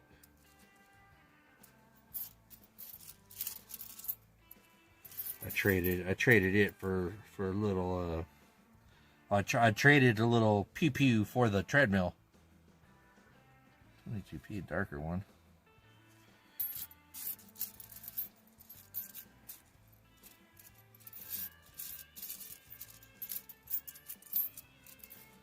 That's one thing down here in the South, you can trade a little 6-shooter for just about anything.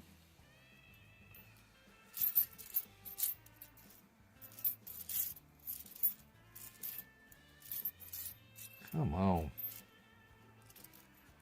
23s.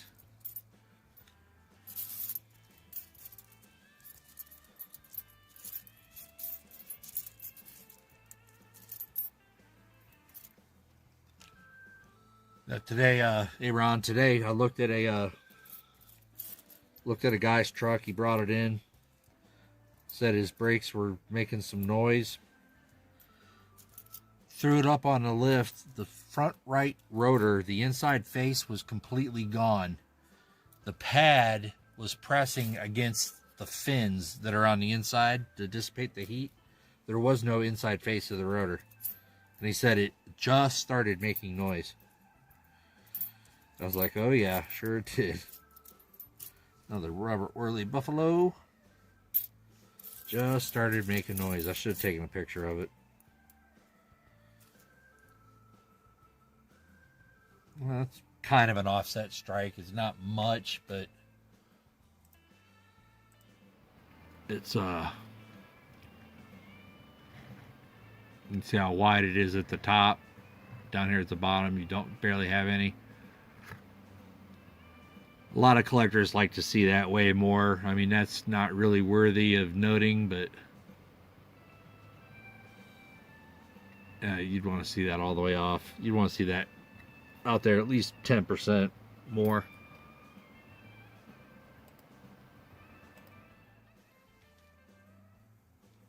And lurk all you want, man.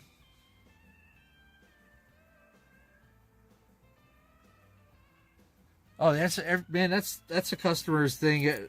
It come in for an oil change. Well, my headlights worked before I came in here. Ma'am, I didn't touch your headlights. You know, but it's one thing about automotive. It's like the customer's always right. That's why I kind of like strayed and went to just automotive, you know, electrical, electronics, computers, and stuff like that. Kind of specialized in that.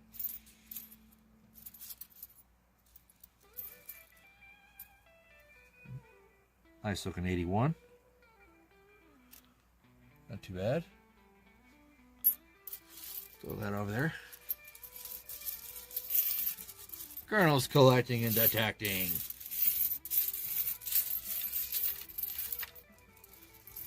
Kind of going through a little dry spell here, Colonel, but we have found a 1939 of a 1929 Buffalo. We have found a 43P War Nickel. A couple of good die chip errors. And once I get done with this right here, we'll reach into the little box of goodies and do another giveaway. For those in chat. There's a 55, or no, 53 Denver.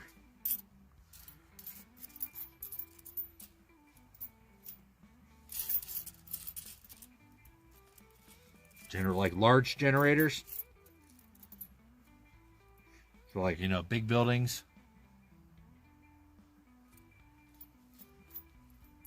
Yeah, that's specialty work too. I used to work on a lot of that stuff for landfills as well. Gas facilities.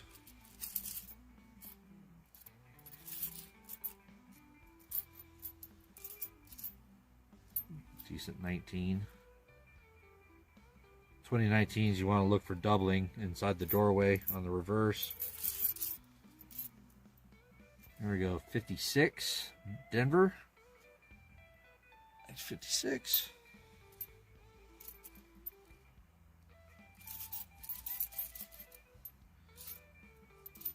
About time for a proofie or something to pop out, huh? All right, Ron, we're getting towards the end here.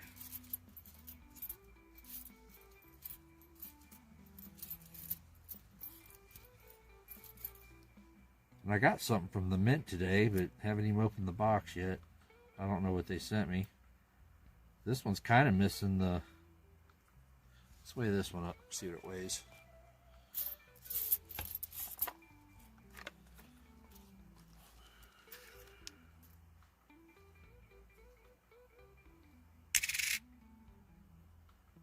That is a light planchet. Thought it looked weird. 4.83 grams. Would maybe notice it was the lack of a rim.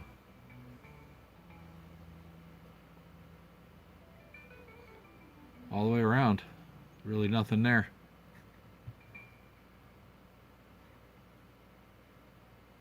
So that's what gave me the inclination to weigh the planchet. So you want to keep an eye out for stuff like that. So 4.84. So that obviously is a light planchet, or so then you can also, if you had a a set of calipers or whatever, that you could actually measure the thickness to see if if it was just rolled thin or not. So the one on your, so this is the coin in question. I mean, it looked pretty darn close to me, so I don't think it's rolled thin. Well, right there it looks a little thin compared to the one on the right. So that might be where you lost your weight right there. So it's probably uneven or like a wedge, yeah.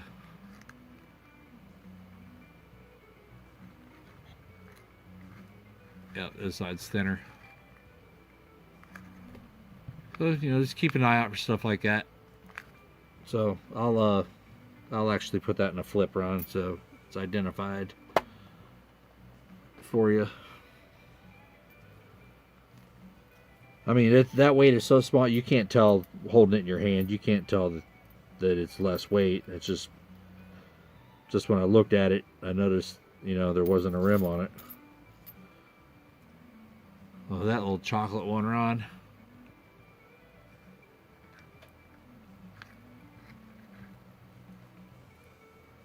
Throw that in your stuff.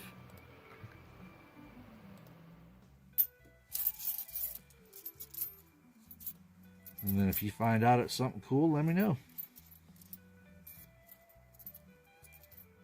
Another buffalo for Robert Worley. Another buffalo. Ooh, that's a nice 82. That'll go in your bag. Excuse me. All right. Let's see what other goodie we can find here. I'll refresh the Nightbot. Let's go to Mr. Bot and see here.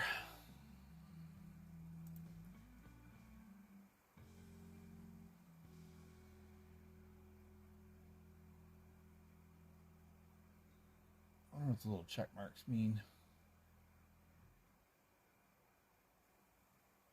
Settings.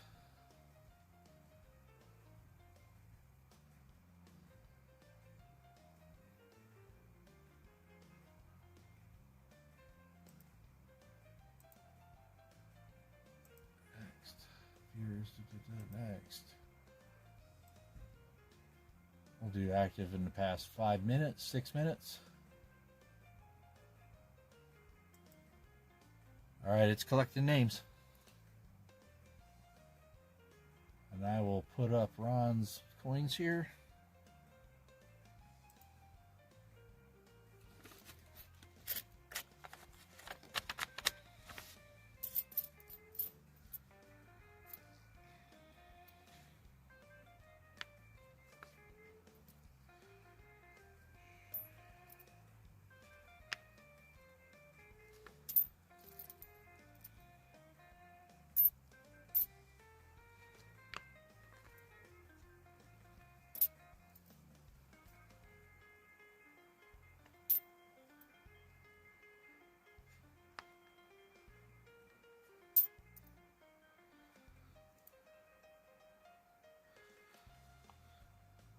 I'll put that one in a flip too. That's a pretty nice big die chip. Put that big flip in a chip. Or chip in a flip.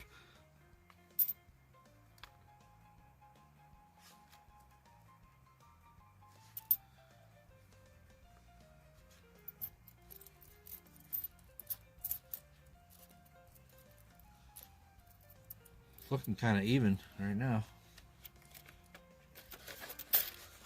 Grab 2 flips.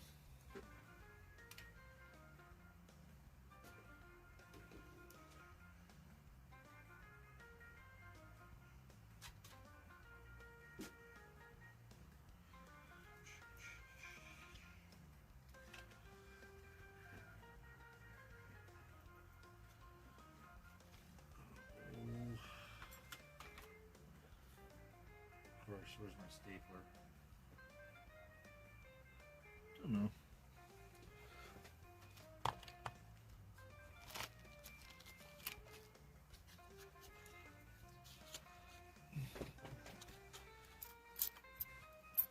So 2.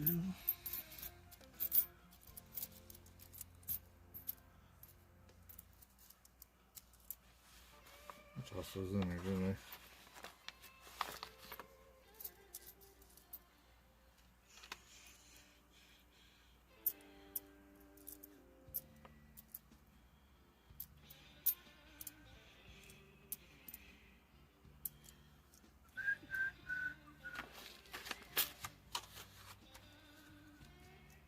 Right.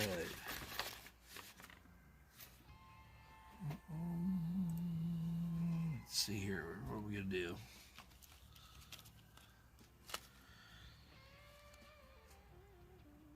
Finger lines.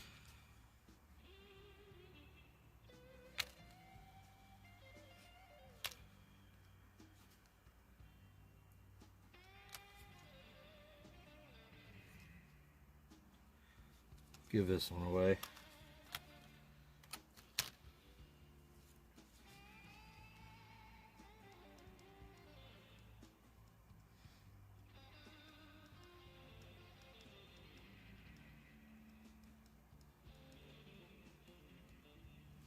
All right, this giveaway is going to be for a Brilliant uncirculated 2017P George Rogers Clark quarter. Die chip on top of the highest rifle. So let's take a look at that. You have a die chip right there on top of his rifle. On this coin as well, you'll find die chips all along the hat, on the front, top, sides of the lead guy. You find die chips. Overall, it's a couple of bag marks, but it's came out of a roll. So that'll be to the next winner giveaway. Good luck, everybody. Back to the bot. Here we go. Wayne. Is Wayne here? He was just talking. There you go. Congrats, man. That is yours. Add to your collection. Put that over there. Alright, let's grab some smoggy rolls.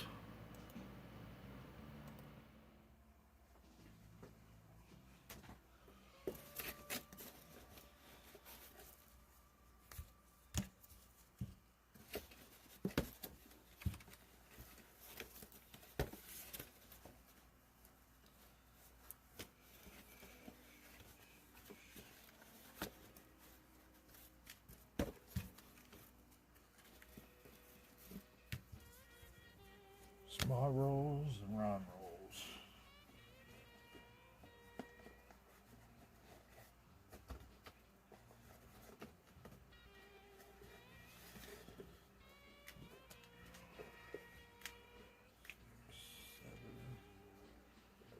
Seven, 10.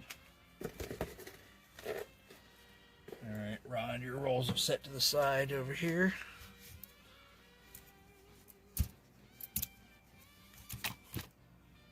Go. Good luck there, Smog. Found a nickel on the floor. What do we got here? 1986 has proof on the floor by my feet. Wonderful. Must have knocked those off last night. Pretty beat up. It's probably been I probably found that it's been in circulation for a while. I found that February 15th of this year. Those proofs are hard to come by. As far as any that are in my collection, any of the nice ones, I got it at an auction,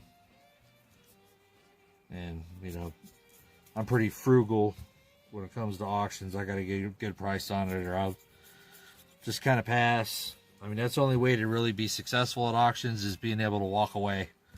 Don't get your heart so intent on getting something that, you know, you're bidding with your heart, not your brain.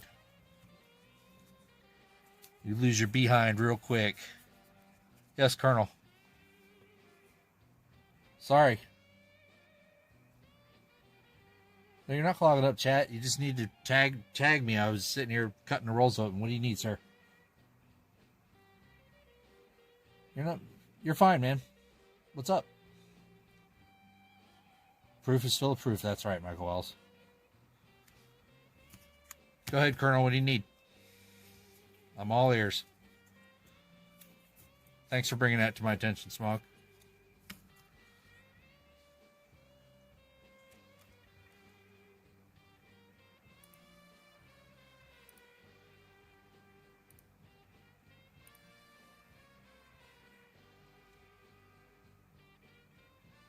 Is my chat live? Yeah, I'm still live. Yeah.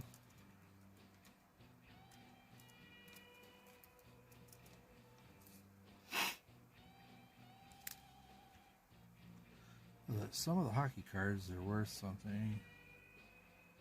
I have never collected. Just wondering why 53D. No, that was a that coin was a 70 something, I believe. I don't know. I have no idea. The U.S. Mint did make coins for other countries, so maybe the planchet got mixed up. You know, I held the two planchets together side by side, and they were both approximately the same thickness. I looked at the outer diameter. I mean, yeah, it was slightly smaller, but so it's, you know, something you just have to investigate. So that went in Ron's stuff. So Ron can investigate that, and if he comes up with something, he'd let us know.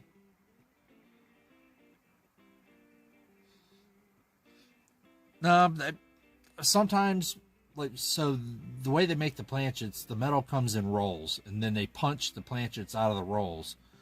So when that metal's rolled out, if it was rolled out slightly thinner than the spec, yeah, the coin's gonna weigh less. I mean, I'll next time I go live, I'll have the specs. There's specifications for the coins, so they're shooting for 5 grams, but there's a plus minus of an allowable tolerance on that, as well as the thickness. There's a plus minus, and the diameter, outer diameter, there's a plus minus. So there's a whole specification about all the coins and everything, what they're supposed to weigh, and so there's a pretty large window that, you know, so if you got a quarter that weighs, you know, 5.75, well, they're supposed to weigh 5.67. So yeah, it's a plus minus, you know, tolerance on everything except for, yeah, really, except for like a super built engine and stuff where the tolerances aren't right. So no, it wasn't fake. It was legit. Fake stuff is like this. That's fake.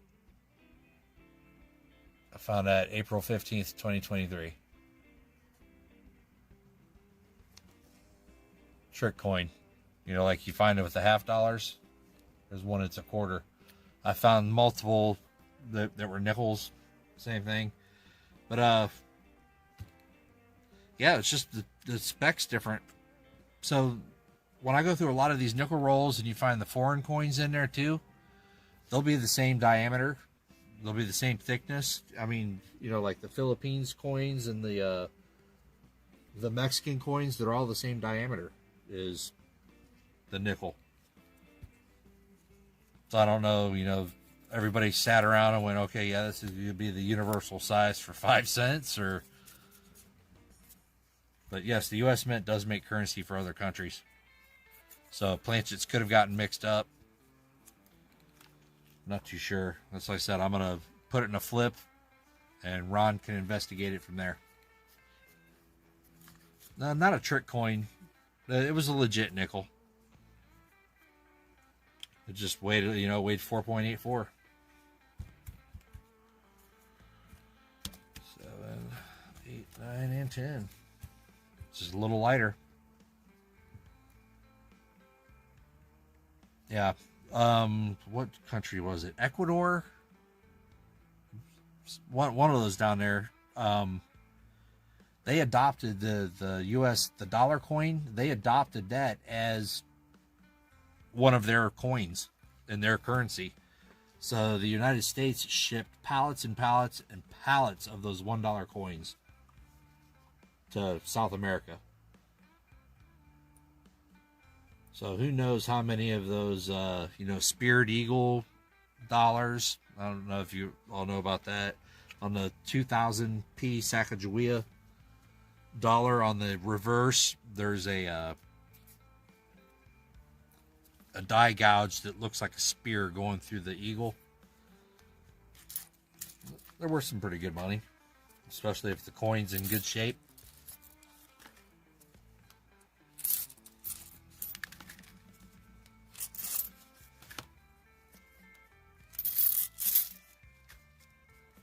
So we'll do these first 5 real quick.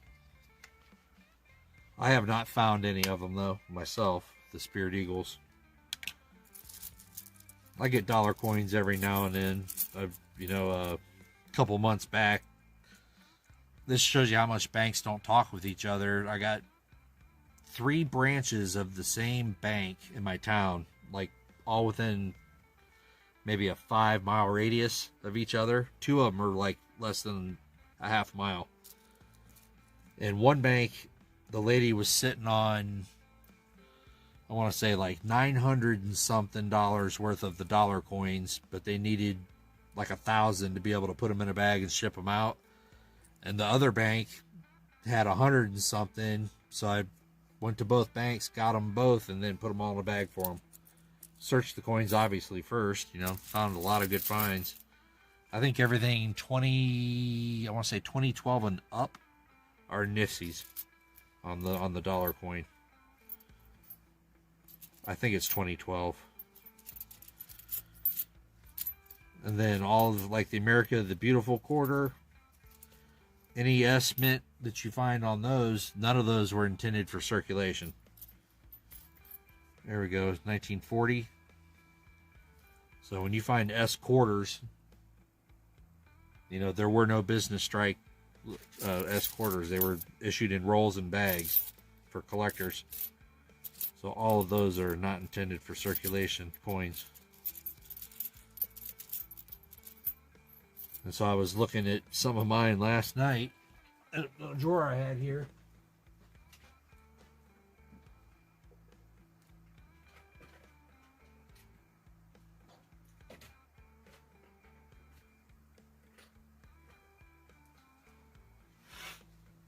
So when I find them, I just put them in, I put them in tubes.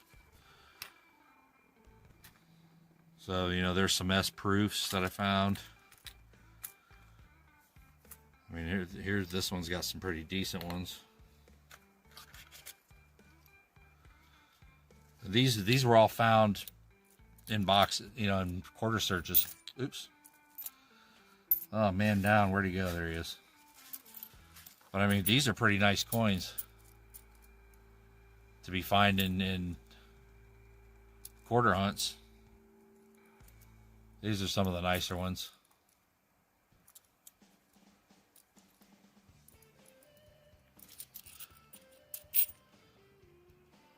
I mean, they're decent. They look pretty shiny to me. But those were some of the nicer ones that I found. They're all... I like to find those. NC Prospectors. Hello.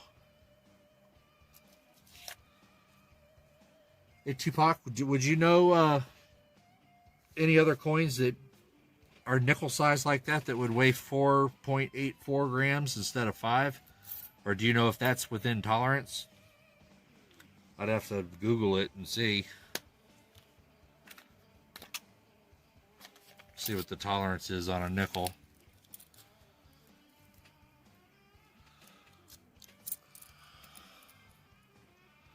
And there's a...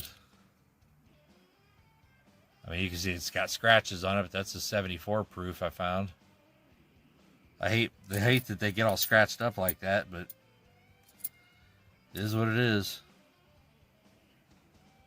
They're nice finds when you find them. But those, those are all clad. That one's really, that's probably the most uncirculated out of the bunch right there. But keeps you hunting. It's fun stuff.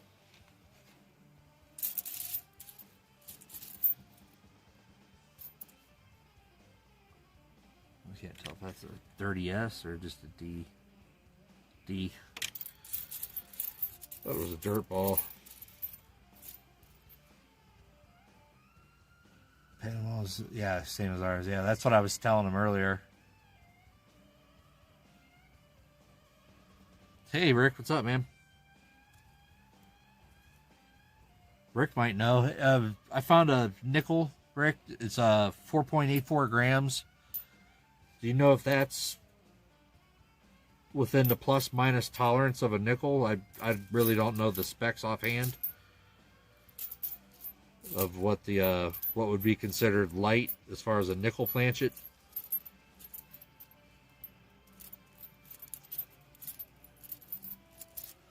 I have no. Ron picked it up, so it's within tolerance, but it's on the really, really low end then. Okay, yeah, so it's within tolerance. Wow. It's just on the really, really, really light side. Thanks, Ron. Do you have that same spec for like quarters and the cent, Ron? Is that on that same page or whatever you found that?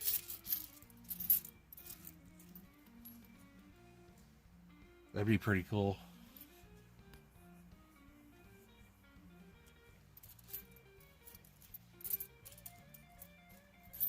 It'd be nice to find. So it's on the really, really light side then. It's not, so it's acceptable. It's just a really light one, yeah. I found that one time there's a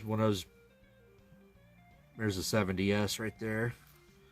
When I was Googling all that stuff, I found the actual, the congressional law and stuff that they passed. You know, I read all that when they were proposing, you know, the women's quarters and what to do for that sesquicentennial or whatever coming up. You know, what coin designs they were going to do there. So they've got this all planned out years and years and years in advance.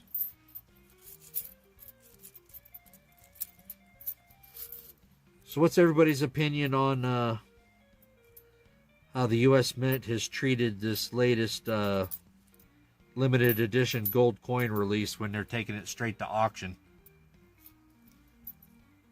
Now, I think it was, last I checked, was over $170,000 for a 1 ounce gold coin.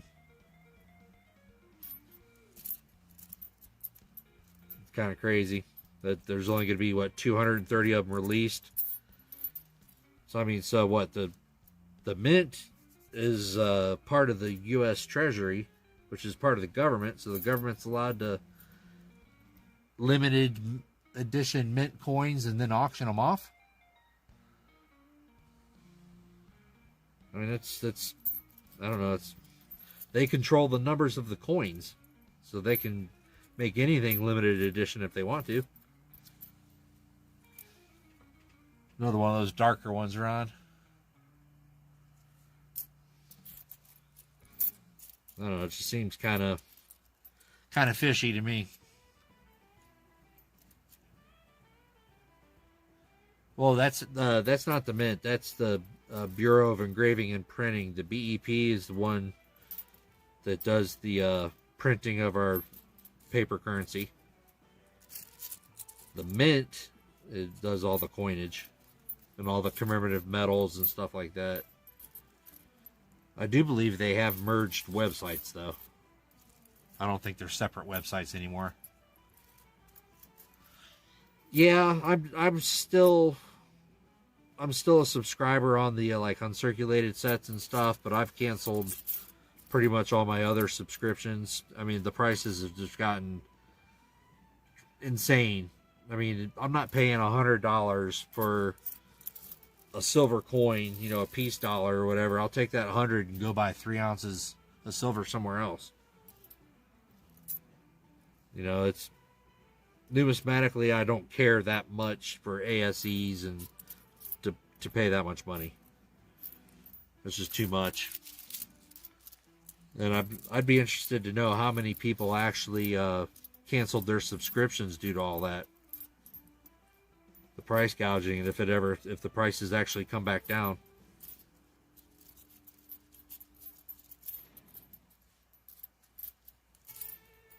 I mean, that's the only way we can fight them is with our pocket.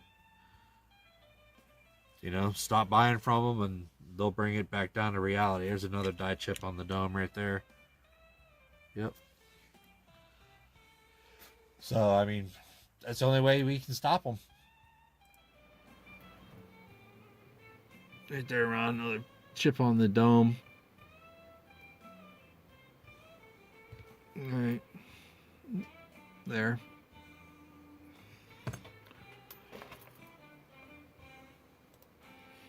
I mean, how else can you do it? And the secondary Maxwell Silver Hammer, hey, and the secondary market for brand new products from the mint is sometimes cheaper than the mint. I don't know how they can sell it like that, but unless they bought it at such a discount. But you know, the mint has its special, especially with the bullion and all that. They deal directly with distributors that, I mean, to get gold from the mint direct as a distributor, I think you have to prove you have over like $25 million in assets and you're a proven top player in the commodity of gold before. And then they have minimum orders. I was reading it last night. The minimum order is ridiculous, insane how much money they got to put up. So who knows what pricing they get. They probably get spot, you know, whatever the market is, plus a, I think it said $2 premium or something. And that's what these dealers or distributors, and these mega distributors are the ones that sell to the lower end dealers or the higher end dealers till it finally trickles down to us. But it's if I find it, I'll post it again. It's a good read. How much it's all like inside, it's almost like inside trading or something, man. It's like you got to have a butt ton of money to make money, and that's the way it is, and that's probably the way it's always going to be.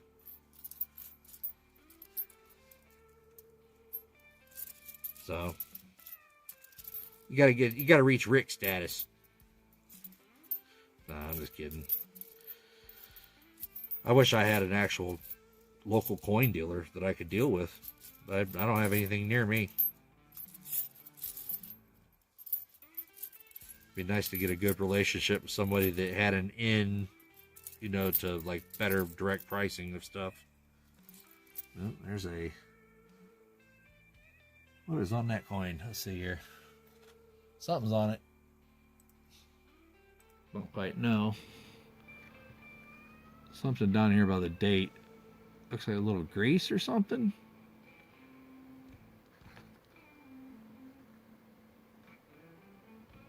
Yeah, it looks like a little strike through of grease. Because it's just right there. No, it's coming around the edge. A little air or something happening there, Ron, for you.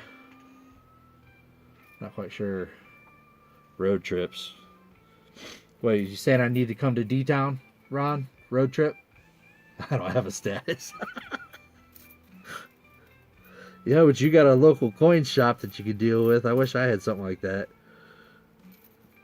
That'd be an awful long road trip, Ron, just for some coin action. Maybe you can fly down and get me and we'll go somewhere. I got an airport right here, other end of my town.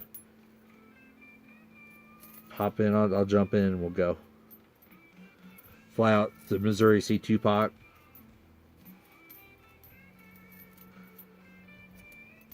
Find us the nearest In-N-Out, go have a burger, and then head home.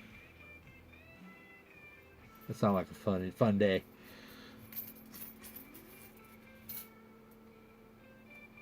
Was that dome die chip on a 22p? I find them on 23p's mostly. This last round of them.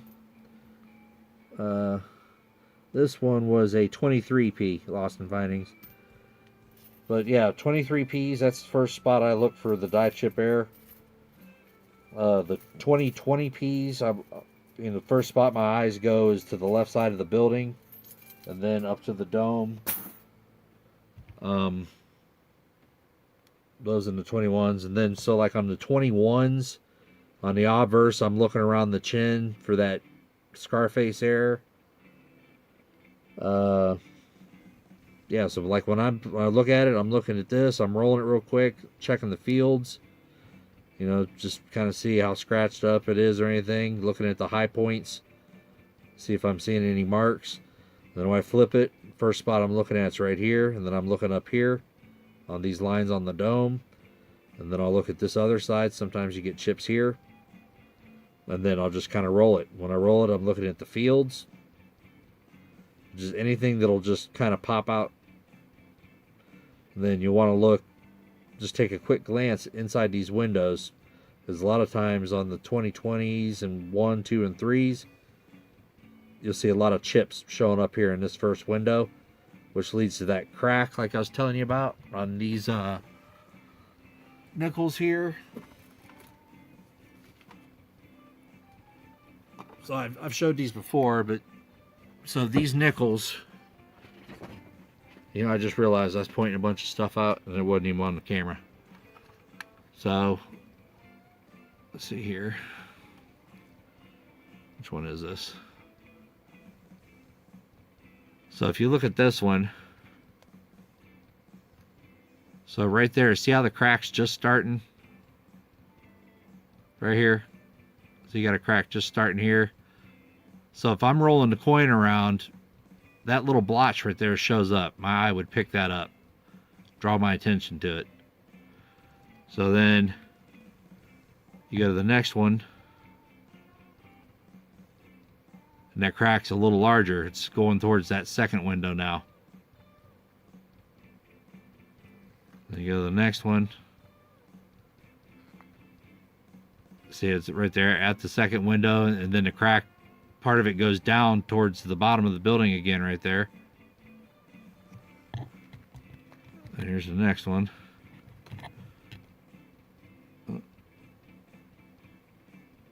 Oh, it's all crooked.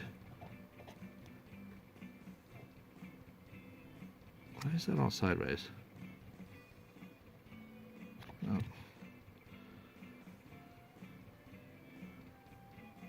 See how they're just slight variations of them. That one's a pretty big crack going into the window there. But chips are pretty big on this each side of that doorway.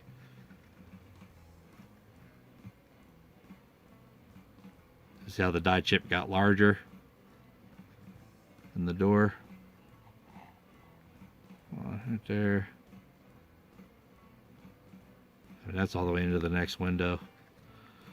Until you get out here. I mean, it's chips are big right there. So that's what you call like a progressive die stage set. So there's 1, 2, 3, 4, 5, 6, 7. So I got 8 nickels that came out of the same box, and it shows a progression. Shows a progression of that die chip as it goes across. And that's on the 2022s.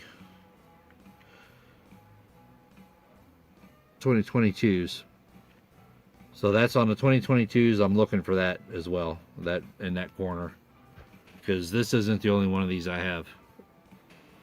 That's the only one I've got in plastic, but I've got probably a tube of each one of those nickels in that die state. That or sorry, you guys didn't even see it right there. So that'd be all the various stages of that die chip. Lady Braven, hello. But that's why if you're looking at, or for me, if I'm looking at it, a lot of people don't like to look at roll after roll after roll after roll of the same coin over and over and over. But that's how you find those errors. When you got, 200 of them lined up and you're looking at all of them, your eye is going to notice something different about the one that pops out. So, and you catch it in time before you've thrown too many of them in a bag, boom, you got something you can sell. So that's why I actually go through the uncirculated coins. I just don't pop them out of a roll and toss them in a bag. I actually look at them.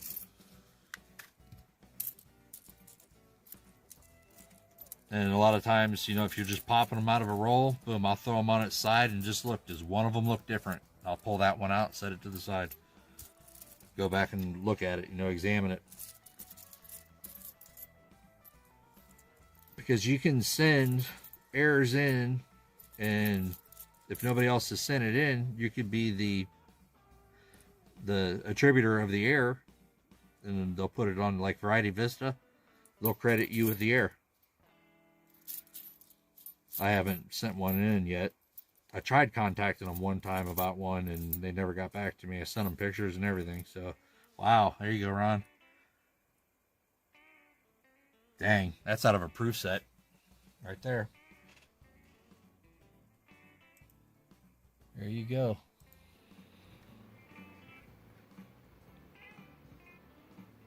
'68S.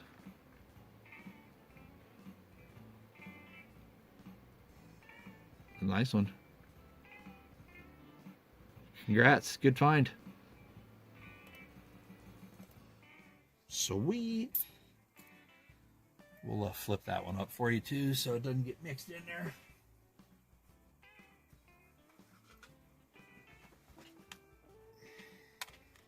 Make sure that gets in a flip. I knew there'd be a couple more good ones in here. You can't start out with a buffalo and a war nickel and just fizzle out. You got to have something else. Right. Oh, this is, yeah, your rolls are here. Sorry, Ron. Yeah, it's Smogs. He's kicking your tail. He's beating you right now, Ron. You're 10 right here to my left. I kept saying Ron. Sorry. There's a nice 89D Smog. Got to talking about those airs. I'll pull some out of the closet. I got, a bunch of this stuff tucked away. Boom. Another one. What do we got here? 1927. You can see that right there, 1927. Nice. It has its wear, but it's still a buffalo. It's still a buff.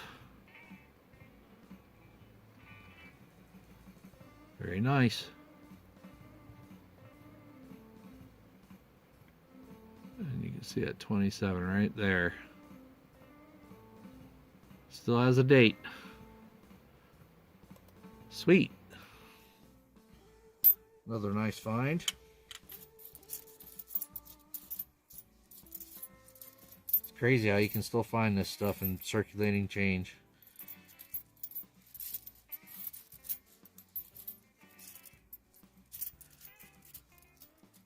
Yep, 27. Still looking for that V nickel, huh? 23D. All scratched up. I've only found like 3 of those. There's a dark 22. Kind of brown. Alright. Almost here to do another giveaway. Grab something else out of the pile. Nice 85.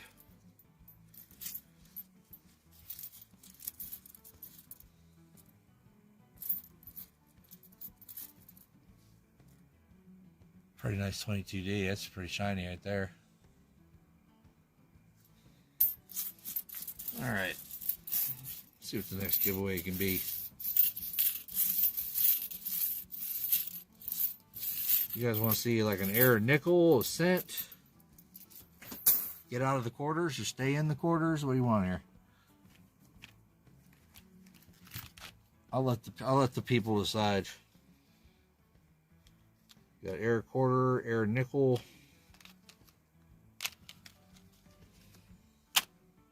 Let's see what's over here in this stack.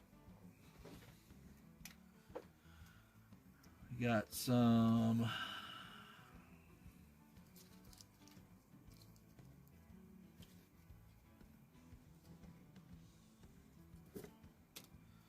here. I got about a 58 proof, but it's got a little spot on it. But other than that, it's a beautiful coin.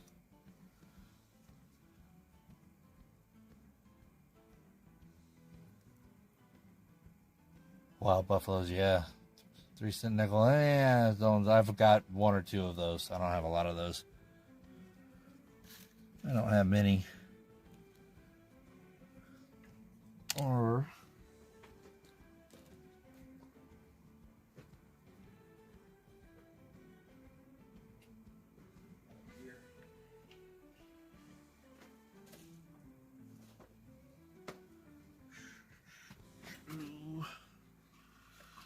how about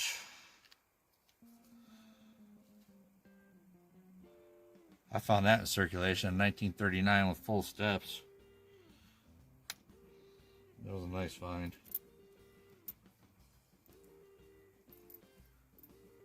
I don't know what year is this. All right, I'll give away a 1936 Buffalo. I don't know, Mint Martin, no, it's just 1936. We'll do that one for the next giveaway.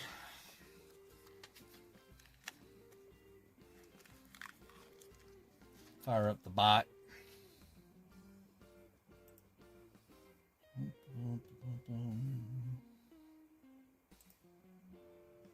Alrighty.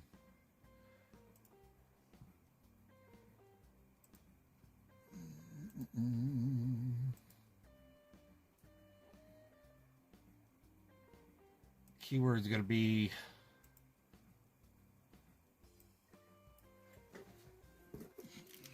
Buffalo. See if it'll pick it up.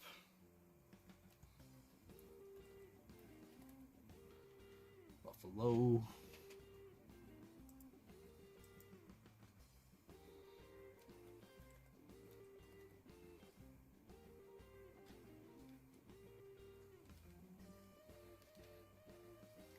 He's seen a picture of it, Ron. He's like trying to keep it on the hush hush. I should show a picture of it.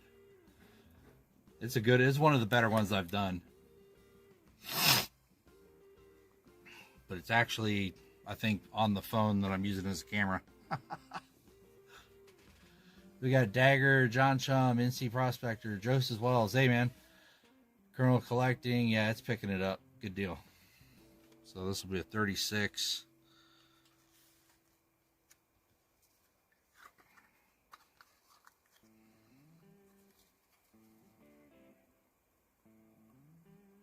$1936. It'll be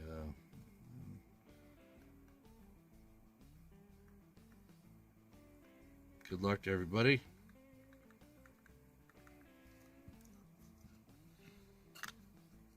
Put that in a flip. Don't know where my stapler disappeared to.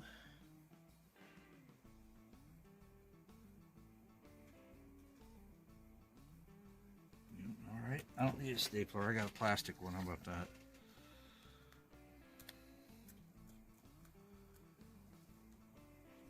Just as easy.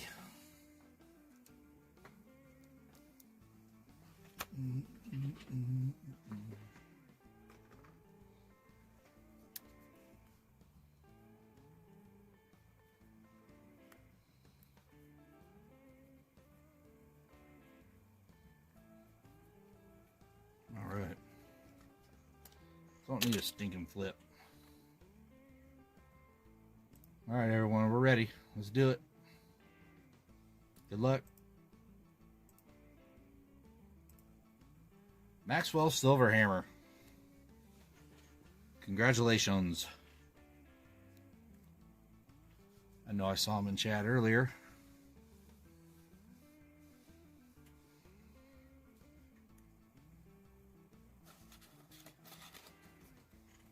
Scrap Metal Racing, man. Hey. PH Ringer. Hello. Alright. Is he here? Thought I saw him. Where's he at? 30 seconds, man. Come on.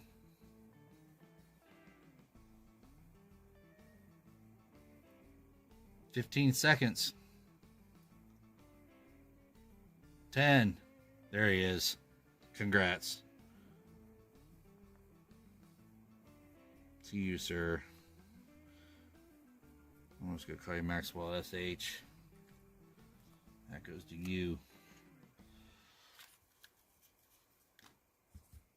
Alright. I'll switch over to some Ron rolls. These are smog rolls.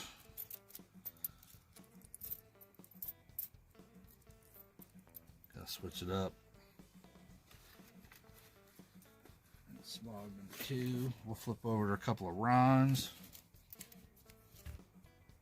Congratulations, Maxwell Silverhammer. No need to email me. I've got your address. I've mailed you stuff in the past. A couple of items, I do believe. Alright, let's see here. I'm going to change up my music real quick. Get me through some more rolls here. I don't even know what time it is. Oh, we're closing in on 50 likes too, Ron.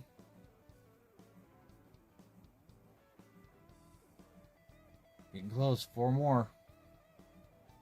Have to do something good for 50 likes. Let's see here. Find some.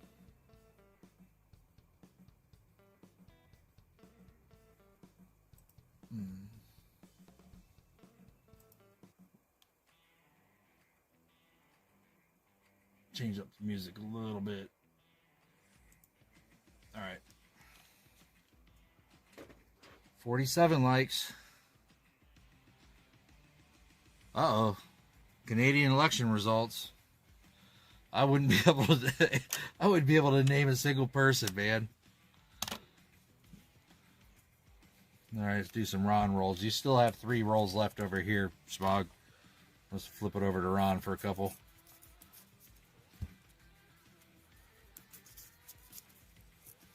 Yeah, I wouldn't be able to tell you anything. I like, I don't know, just not really being ignorant of it, but just politics and all that has just gotten so nasty, and they've forgotten what it was all about to represent the people, and I don't like it. Not saying I could do better, but I think I could. At least I would care a little more for the people.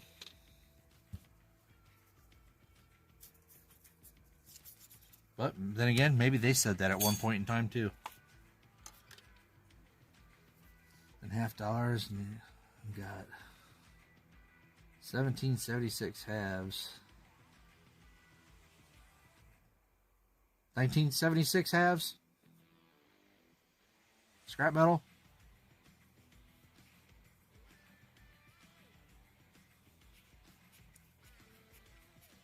Provincial state election, Nova Scotia. Okay. So up there in Nova Scotia, then you're probably like on the inside track for all the information for Oak Island stuff, huh? Did they ever find all that gold? I don't know. After like, however many years that show's been on, you think they would have found something by now. Or are they just sitting on the information?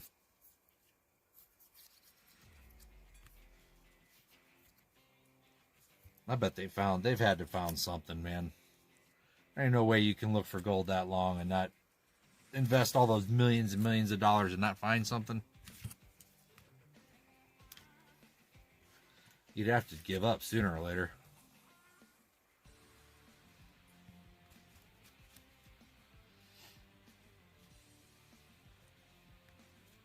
I would think so. Yeah, so did I. Exactly, Lady Braven. I'm like, come on. There's only so many times you can tell me how Rick's doing something, or his brother, or what was his name, Marty? I don't know. However many times you bring that other old guy back in to look at the swamp stuff, I was like, man, I give up. I agree with you there, Maxwell. Yeah, Marty Lagina, that's it. Yeah, I totally agree with you. I think they've already hit it. They found something.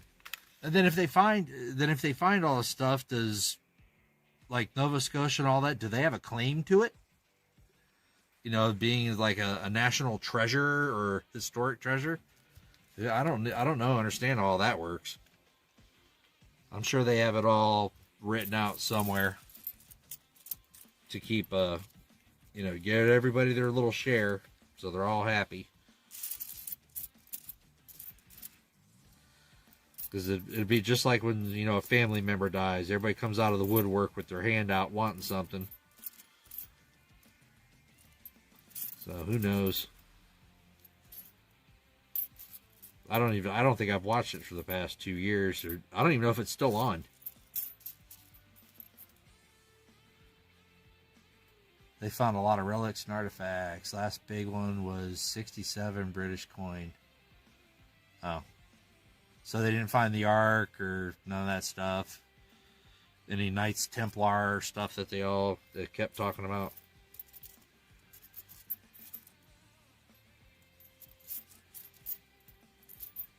You know, that's all anybody wants. They just want a good find. It's like searching rolls, you know, you just want that one good find.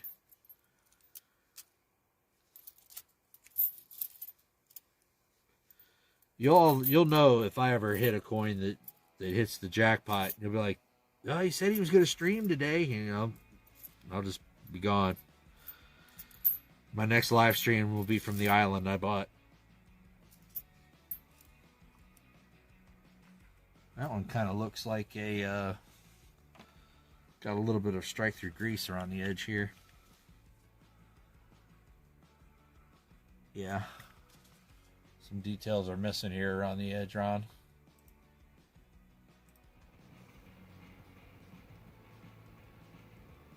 Right there, the tail end of Liberty. Now you're missing In God We Trust. That's just extra grease struck through. Reverse hit pretty good, but that side's got the air on it. So that one's yours. Marty Lagina. I think he has like his own construction company or something. Or vineyard. Yeah, he had his own vineyard. Got many investments.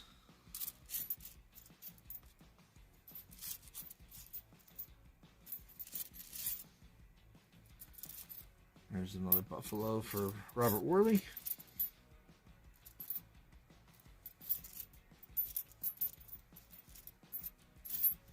Come on. I don't know if I'm going to make it through both boxes tonight. I'm going to have to call timeout. I'm starting to get hungry. Nope. Still 3 away from 50 likes. Don't know what I'll do for 50 likes. I think it'll be the first time I ever hit 50 likes. Gotta do something good for that giveaway. Right. Yeah, that'll be the next thing I gotta figure out with the streaming thing. I'm finally at the point of being comfortable streaming. Now I gotta figure out how to, you know, put clips and stuff in and do better transitions. And the first things first was me getting the computer that actually had the ability to run all the video and not crash. That was step one. So my son got me an old gaming computer that works just fine. It's no longer good enough for their games, but it's good enough for me to stream with. It's a nice 95. So seems to run it a lot better than the laptop. I mean, the laptop wasn't able to do 60 frames a second at 10,000 kbps. It would struggle.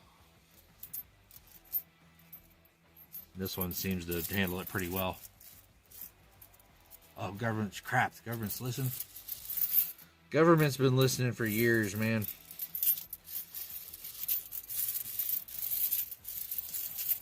It is what it is. They probably know all my dirty secrets before I even done it. Oh well.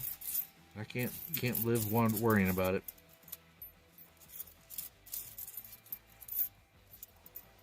There's a nice 21 or 22. Give that to you.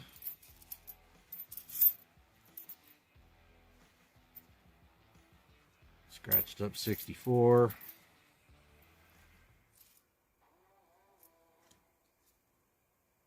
Die chips on the dome, 23p.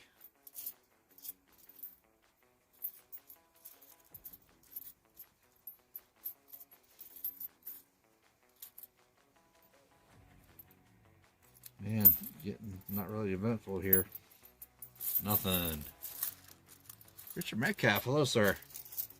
Uh-oh, we're at 50 likes. We made it. All right, let me find something. I'm going to put you guys on the intro screen while I look for something cool to give away. I'll be right back.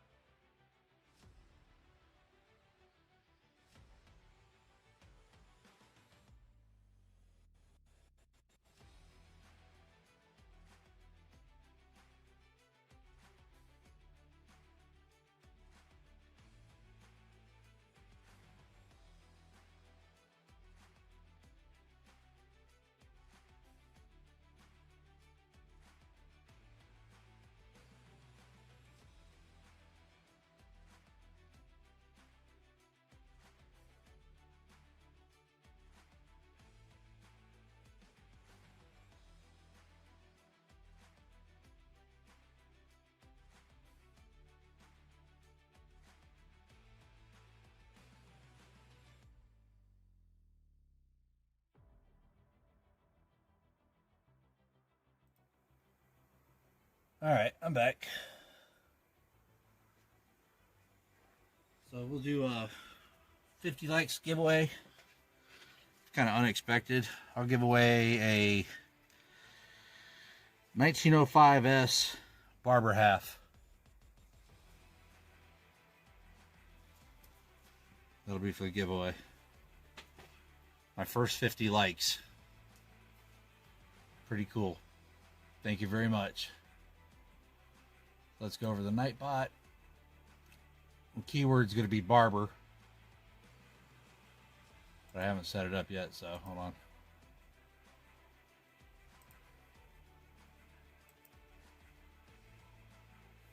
Keyword. Next. Next. Keyword is going to be barber. And good luck to everybody.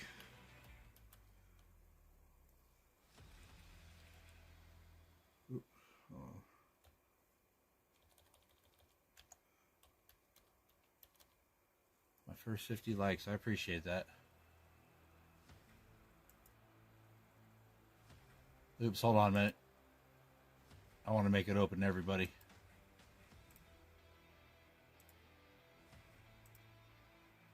There we go.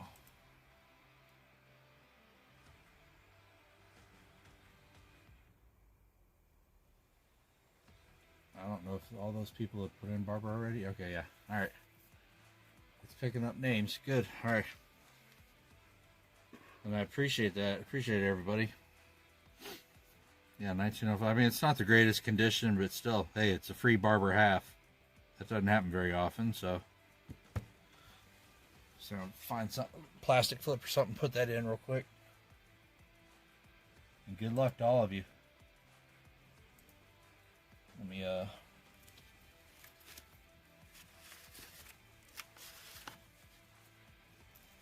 set up. Find a plastic sleeve.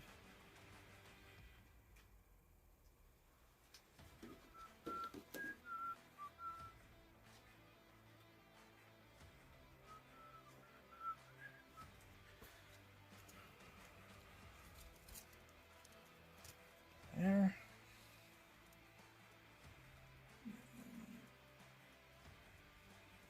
Put a little label on it and we're good to go.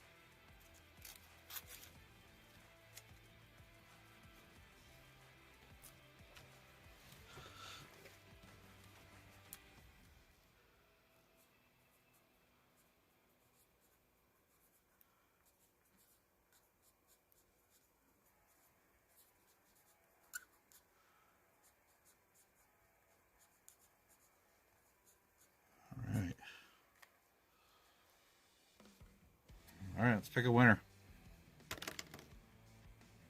Good luck, everybody.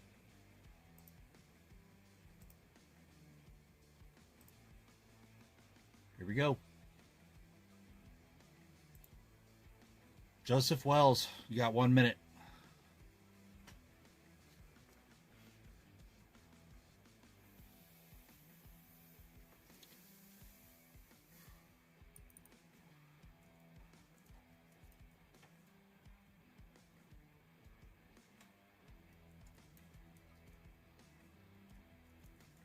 Congrats, sir. Congrats to you. I don't know right offhand if I have sent you something yet. Let me check my spreadsheet here. I think I have.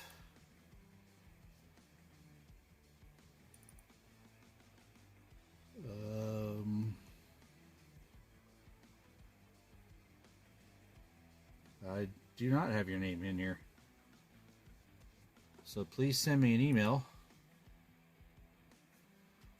with your YouTube name, real name, and address, and I will get it out in mail. Thanks for being part of the stream.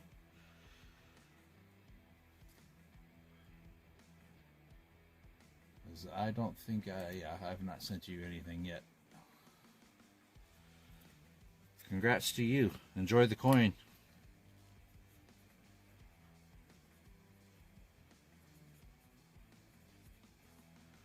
There. That is yours. All right, Ron, you got 5 more rolls right here. Smog, you have 3. And that'll put us past the halfway point on both boxes.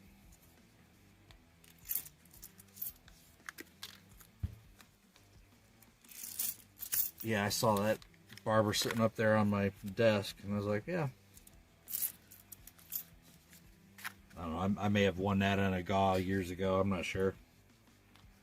After a while, I used to keep track of everything, and then once the collection got to a certain size and a certain point, it's too hard to keep track of like every single coin that you got from every single person, and it's just too much. So that's when I just went to sorting things out by year and denomination. Because once you get in the thousands and thousands, you can't keep track of them. All right, let's try to get you something else here, Ron. I couldn't imagine the people that have just those super mega collections. I mean, they probably hire somebody full time just to keep track of what they have and what they don't have.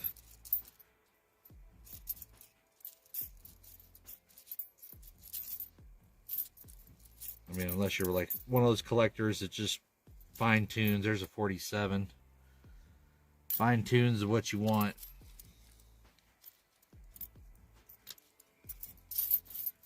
Which I never, when I started collecting, I never thought I would really get into like the old historical coins, but I really enjoy, you know, kind of picking those out and getting good deals on them.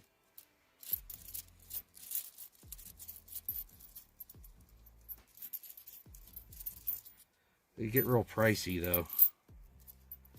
That's the only point about it I don't like. Is the price. The hunt's the fun part. But there's a nice 22p. That's a real nice one. I don't have any scratches on it. Oh. I don't have any scratches on it at all. Sure, over there. That's a pretty nice one. Put that in your pile, sir. Yeah, I mean, like the mint sets and stuff, you can get down probably, let's say, mid to early 50s on a mint set, and then yeah, the price jumps really quick. You know, same with like those commemorative $50. You know, everybody's probably got that collects them. Everybody's got the 1892, 1893 Columbian Exposition and all the norms. You know, the Booker T's and the George Washington Carvers, the ones they made a whole bunch that are prevalent, but you start getting into those that are mintage of, under 20,000. Yeah, good luck. You can find them, but not in good shape. If they're good shape, you better open up the wallet. Oh yeah, you started out as a stacker and went to collecting, huh? What kind of turned you over into the collecting side, Richard? What made you go, one kind of edge away from the stacking part of it? I don't stack, so I just if I get silver and pick it up, yeah, I've picked up silver. I don't actively pursue it. Yes, I've got it, but I'm not out hunting for it. It's just when it comes along. You buy collections every now and then, and 68D. Yeah, it's fun collecting. I like collecting. My uncle got me into it back when I was a teenager. It was 1940 P. Then as I got older in my teenage years, I strayed away from it, and then as I got older in life, kind of went back to it. There's a nice 23D for you. I mean, everybody probably got into it by somebody. Hey, Copper Owl, hooty hoot. Found a couple buffaloes already this evening. Found a war nickel. I just gave away a Barber half for my first ever 50 likes. It was pretty cool. I'm in the 50 club now, finally. That's awesome. I don't think, a couple of really nice coins, nothing spectacular outside of that. Found a 1939. And found a couple of good ones, like that 68S. Pretty nice one.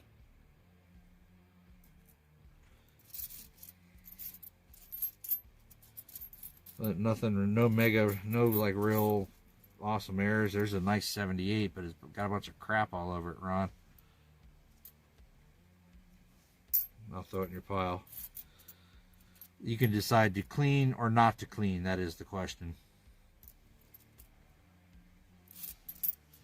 That'll be your call.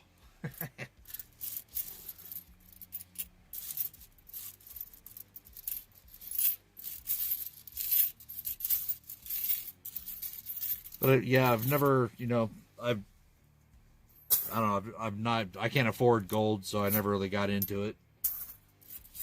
Like I said, silver, if I pick it up, I pick it up. I don't go looking for it. I like sticking with my nickels, quarters. I shy away from dimes because they're small, handling that like that all through a box. I've searched one box of dimes my whole life, and after that, I was like, nah, my hands hurt too much. So, I don't do the dimes. I know I could be missing a lot of silver and stuff, but, I mean, this right here, I don't know if you noticed, but I switched fingers because I can't keep using the same fingers because they start hurting too much. Just years of overuse. I've experimented with a lot of stuff, Michael Wells. There are different ways. There's 1940. I've experimented because, I like experimenting, but I've put coins, brilliant uncirculated quarters all out of the same roll, so they're all the same, and I've put them in different environmental conditions just to see what happens to them. Leave one on a windowsill, one covered up, different colors of cloth or whatever, and it actually changes the coin differently. And so when I see coins, I can almost spot what's been artificially toned by doing something like I did, experimenting with different solutions. Lots of commercial solutions you can clean with. I think at a certain point, every single coin has been cleaned, of age. There's no way a coin from 19 or 1890 or whatever has made it this entire time and has not been wiped, cleaned, or scrubbed or something. There's no way. So I go into it assuming every coin has been touched up or cleaned somehow, some way, and not buying it based on someone saying it hasn't been cleaned. Because there's no way a person can unless you've owned that coin from the day it was minted, there's no way you can 100% positively say it has not been cleaned. That's my opinion, but I don't think there's any way you can do it. They go through too many hands. Too many people have touched them. So I just, I assume they've all been cleaned. And don't buy it based on not being cleaned or the words of not being cleaned. I would say buy it first and foremost just because you enjoy collecting it. Because buying something just based on investing, you're taking a gamble every time you do it. That's a nice 22p. Vicky, some people say yes.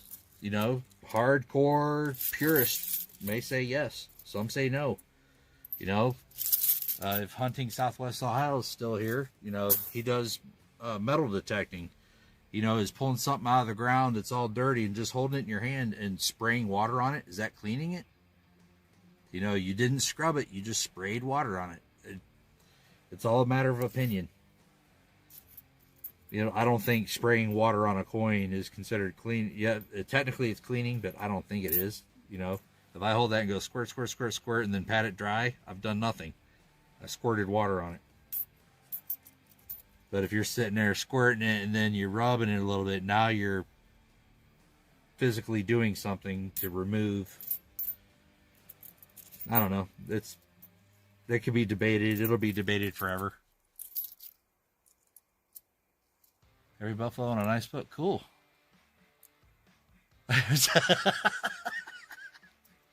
Oh, yeah? Lots of gum?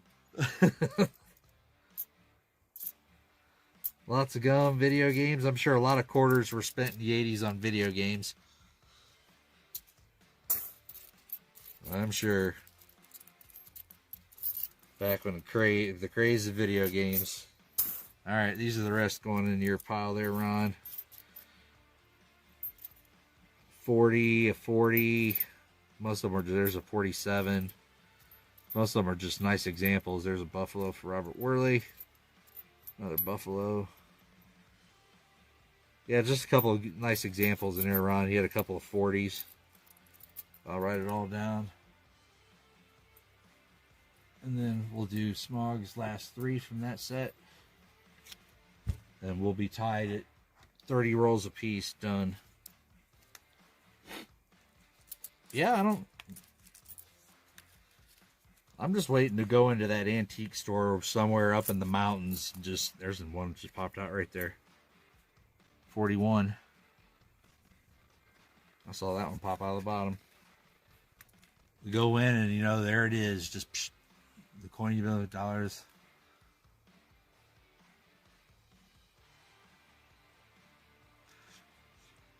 Yeah, my dad had a friend that every time he would come over and visit, me and my brothers would be over there at the house. And the guy, we called him Smitty. Smitty would come in and he'd have a pocket full of those $50 and he'd give us, the 3 boys, me and my brothers, he'd give us all a couple of $50. I still have them. And, and I was getting those at 10, 11, 12 years old.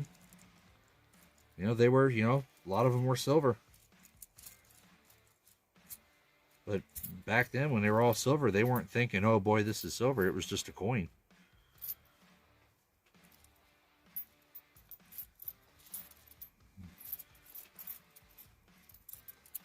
So, and who knows how many of these, the constitutional stuff, wonder how much of it actually was melted. They have no idea how much of it disappeared. They got no actual numbers. Went to 7-Eleven. Notice old halves in the register door, so you got them all. 2 Franklins, 8 Walkers. Wow. So somebody raided Grandpa's drawer and bought cigarettes with it or something, I'm sure. Hey, man, it's not your fault being at the right place, right time. I mean, that happened to me once at a bank. I walked in and just casually, I just happened to stop by one of my banks. Like, hey, anything cool come in today? And some guy had just been there and dropped off a box with all completely rolled coins and stuff that was in tubes. I ended out with 16 tubes of BU 1959 Lincoln cents. About the same for 60 large date and small date. And all the rest were quarters from, all the state quarters, P&D rolls that were still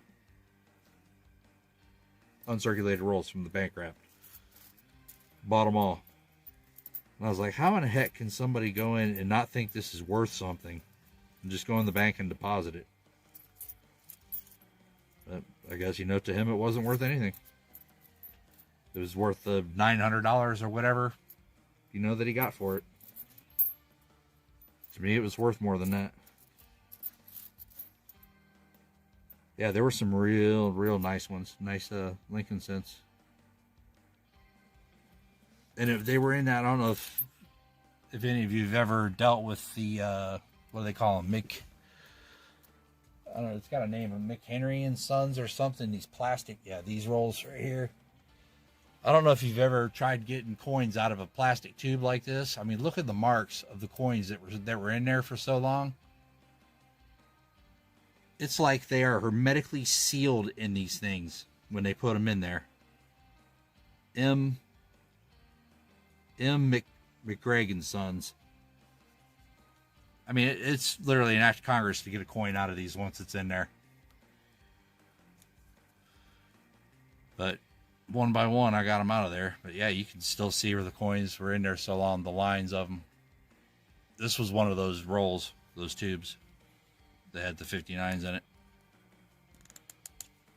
Yeah, I think, you know, when you get them, the real old school ones, you'll get that, and then they'll have just a piece of tape right there sealing it, where they took them out of the paper and put them in a tube.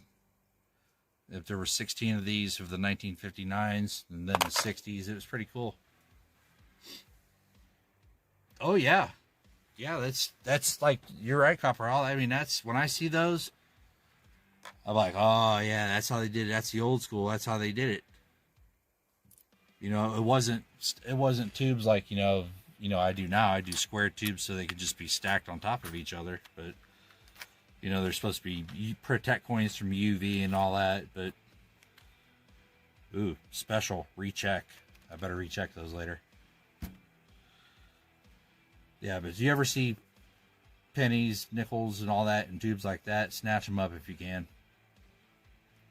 And then good luck getting them out without busting everything up or scratching your coins. Have fun. Ooh, there's a nice 87. Nice one. Yeah, there were a lot of swear words that came out of mine. There's a 1970S. I was like, how am I supposed to get these out of here? A little bit of heat, a little bit of cold. I finally figured it out. A little method. And then to get coins back in those, I made a highly technical tool here. Highly technical, that I call the penny pusher. It fits perfectly on these rolls to push them back in there, because they just don't drop back in. You have to put them in there. You'd have to push them in there. Yeah, this is one of a kind, a one-off tool right there, penny pusher.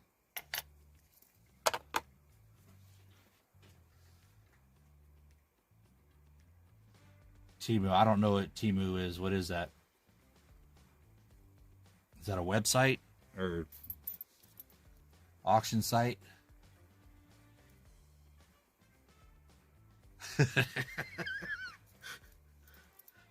Yeah, they stopped production at 1 on these, Ron. Production of 1. Then one day I'll just stream just all the little shortcut stuff, like these 2x2. I make these out of cardboard and just tape it up, and I cut them to fit other boxes so I can carry them. So, like, you know, brake rotors come in like real heavy duty cardboard boxes. They're like 14 inches, so I can fit like 5 or 6 of these across in that box. Boom, fold it back up, store them. So yeah, so I've got like 14-inch long of these by 6 by, I don't know, 6 feet tall of just coins that are all in 2x2s. Wrapped and ready to go. Because initially, when I initially started doing all this, I was doing it to resell the coins. And then I started falling in love with the coins that I found and the history and the story behind them, and became enamored with them and didn't want to sell them, didn't want to get rid of them. Now that the collection's gotten too large, I need to get rid of some if I want to pursue other coins.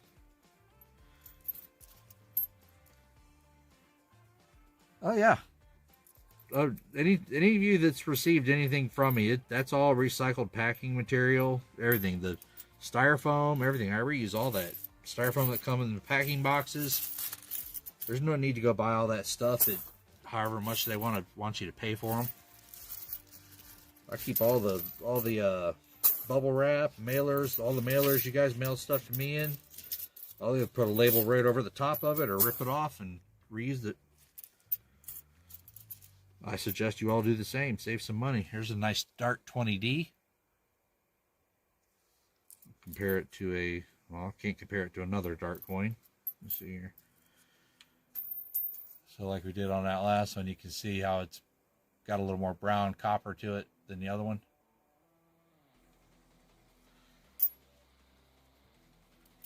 Recycle, that's the way to go. Oops. I liked your little short video there, Maxwell, of the plane next to you. I enjoy seeing that whenever I fly. I like how it's all cloudy below you and it's just clear blue skies up above the clouds. That's fun. There's another die chip 23P. Oops. Yeah, that's real fun. Nice 22D.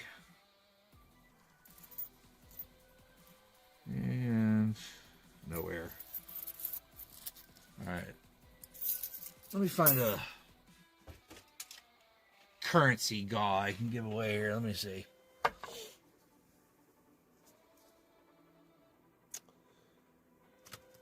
Anybody collect trinary notes out there? Any trinary note people?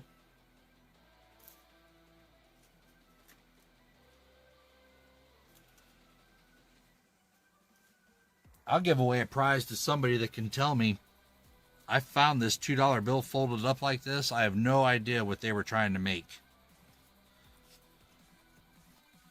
Somebody can explain to me what this is supposed to be. I'll give you a forget-me-note. But, I mean, there's some precision folds in there. I'm not quite sure what they were trying to do. Yeah, but I found this in circulation. I mean, it was unfolded, obviously. But the folds were so crisp, I was able to just kind of push it all back together and figure out what they were trying to make. But I have no clue what it was. A frog? Maybe a flower? Yeah, I thought flower too. But, I mean, these folds here that they did are just minute and precise. I mean, look at those.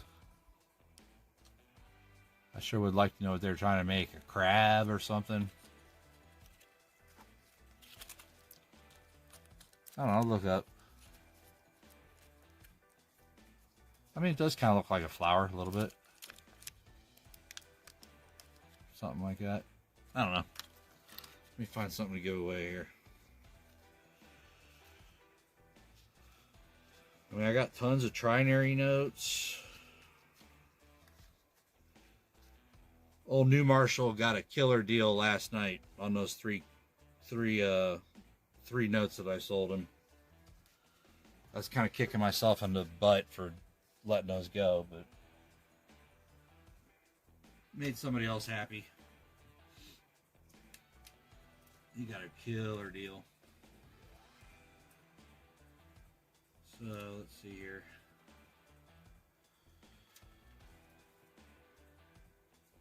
How about, I mean, what kind of notes you guys collect? Let's see here.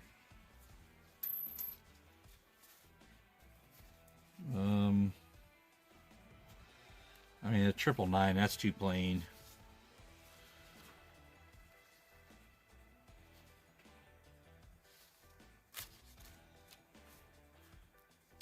Here's a pretty decent 95. You're not getting my star note, sorry. I no longer give away or sell those. Those all stay in my collection. Well, yeah, I collect all banknotes too. 98, 99, 200. How about that? I'll just do 201, 202. Right there. There's 5 consecutive. So we got 99, 98, 200, 201, 202. 5 consecutive crisp uncirculated 2021 series. F, Atlanta Federal Reserve Bank. That'll be the giveaway right there. crispy. I think that'll probably be my EOS as well. And I'll continue. Spog and Ron, you guys let me know. You got 20 rolls left each. Let me know when you want me to go live and finish those up for you, and I'll do it. But I'm getting hungry. Let me get a sleeve for this. And let's get the bot going again.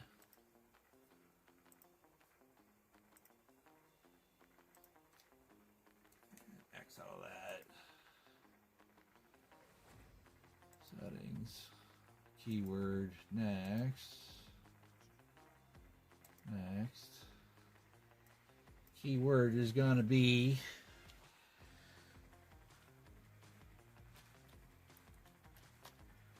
you rock. All my people in chat, you rock.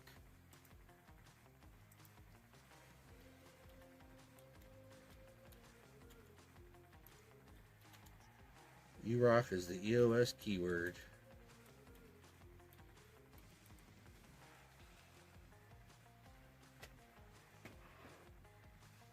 And hold on a second, let me refresh here. Yeah, because there's no way there's 25 entries already in there.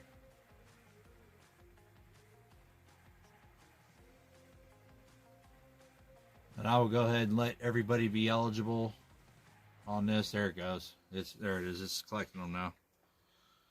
So let me find a currency holder for those 5 notes.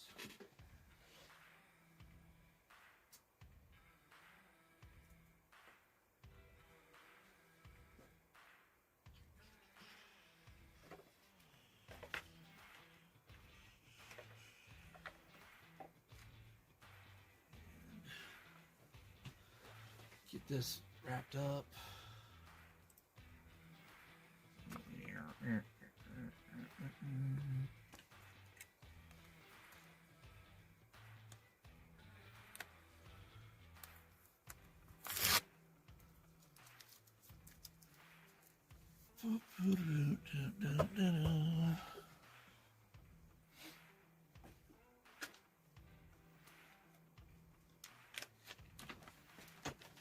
Good luck to everybody.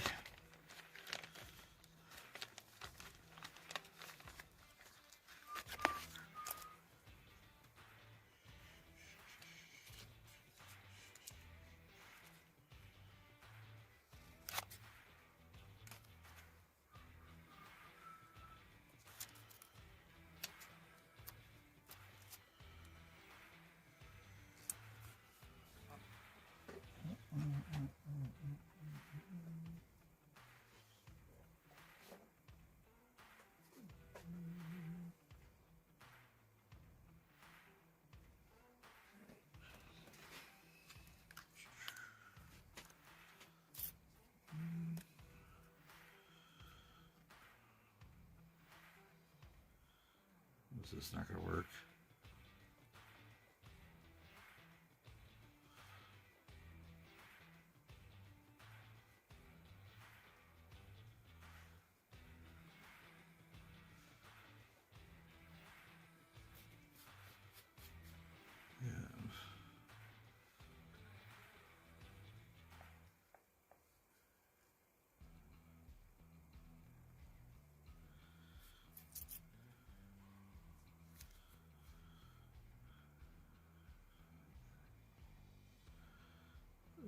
Two.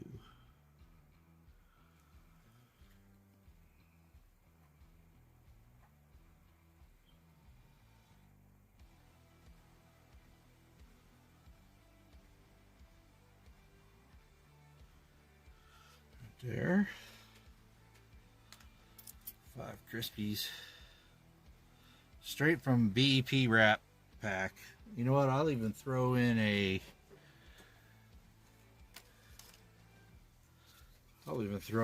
a strap that they come in from the BEP.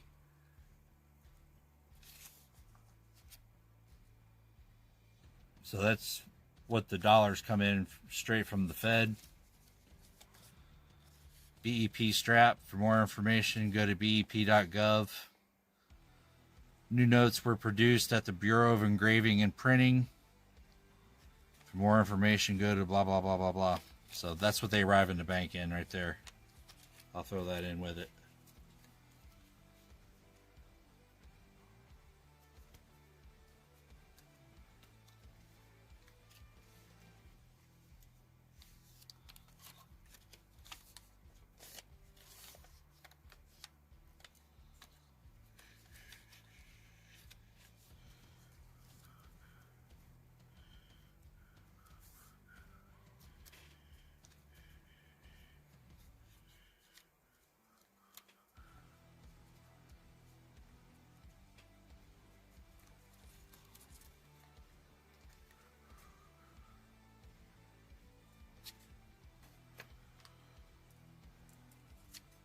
There we go.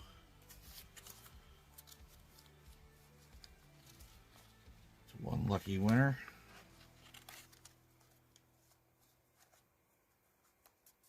All right, were you ready for this? Good luck to everybody. Here's what you're going to win right there.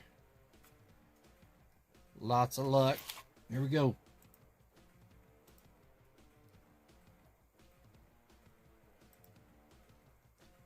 Lady Braven, you're the winner. 1 minute to claim it. Lady Braven. There you are. I believe I have sent you something in the past. Let's see here. I have. Okay, I've got your address. No need to send it to me. I'll get this out in the mail. I'll try. Depends on how many emails and stuff I got to read. I'll try to get it out tomorrow. But congratulations. Thanks for being a part of my stream. I really appreciate it. You have won, as you know, 5 crisp uncirculated Series 2021 notes in the stream GAW. And I even threw in a Bureau of Engraving and Printing strap that they come in. That is yours. Well, I had fun. I'm tired. But I have fun.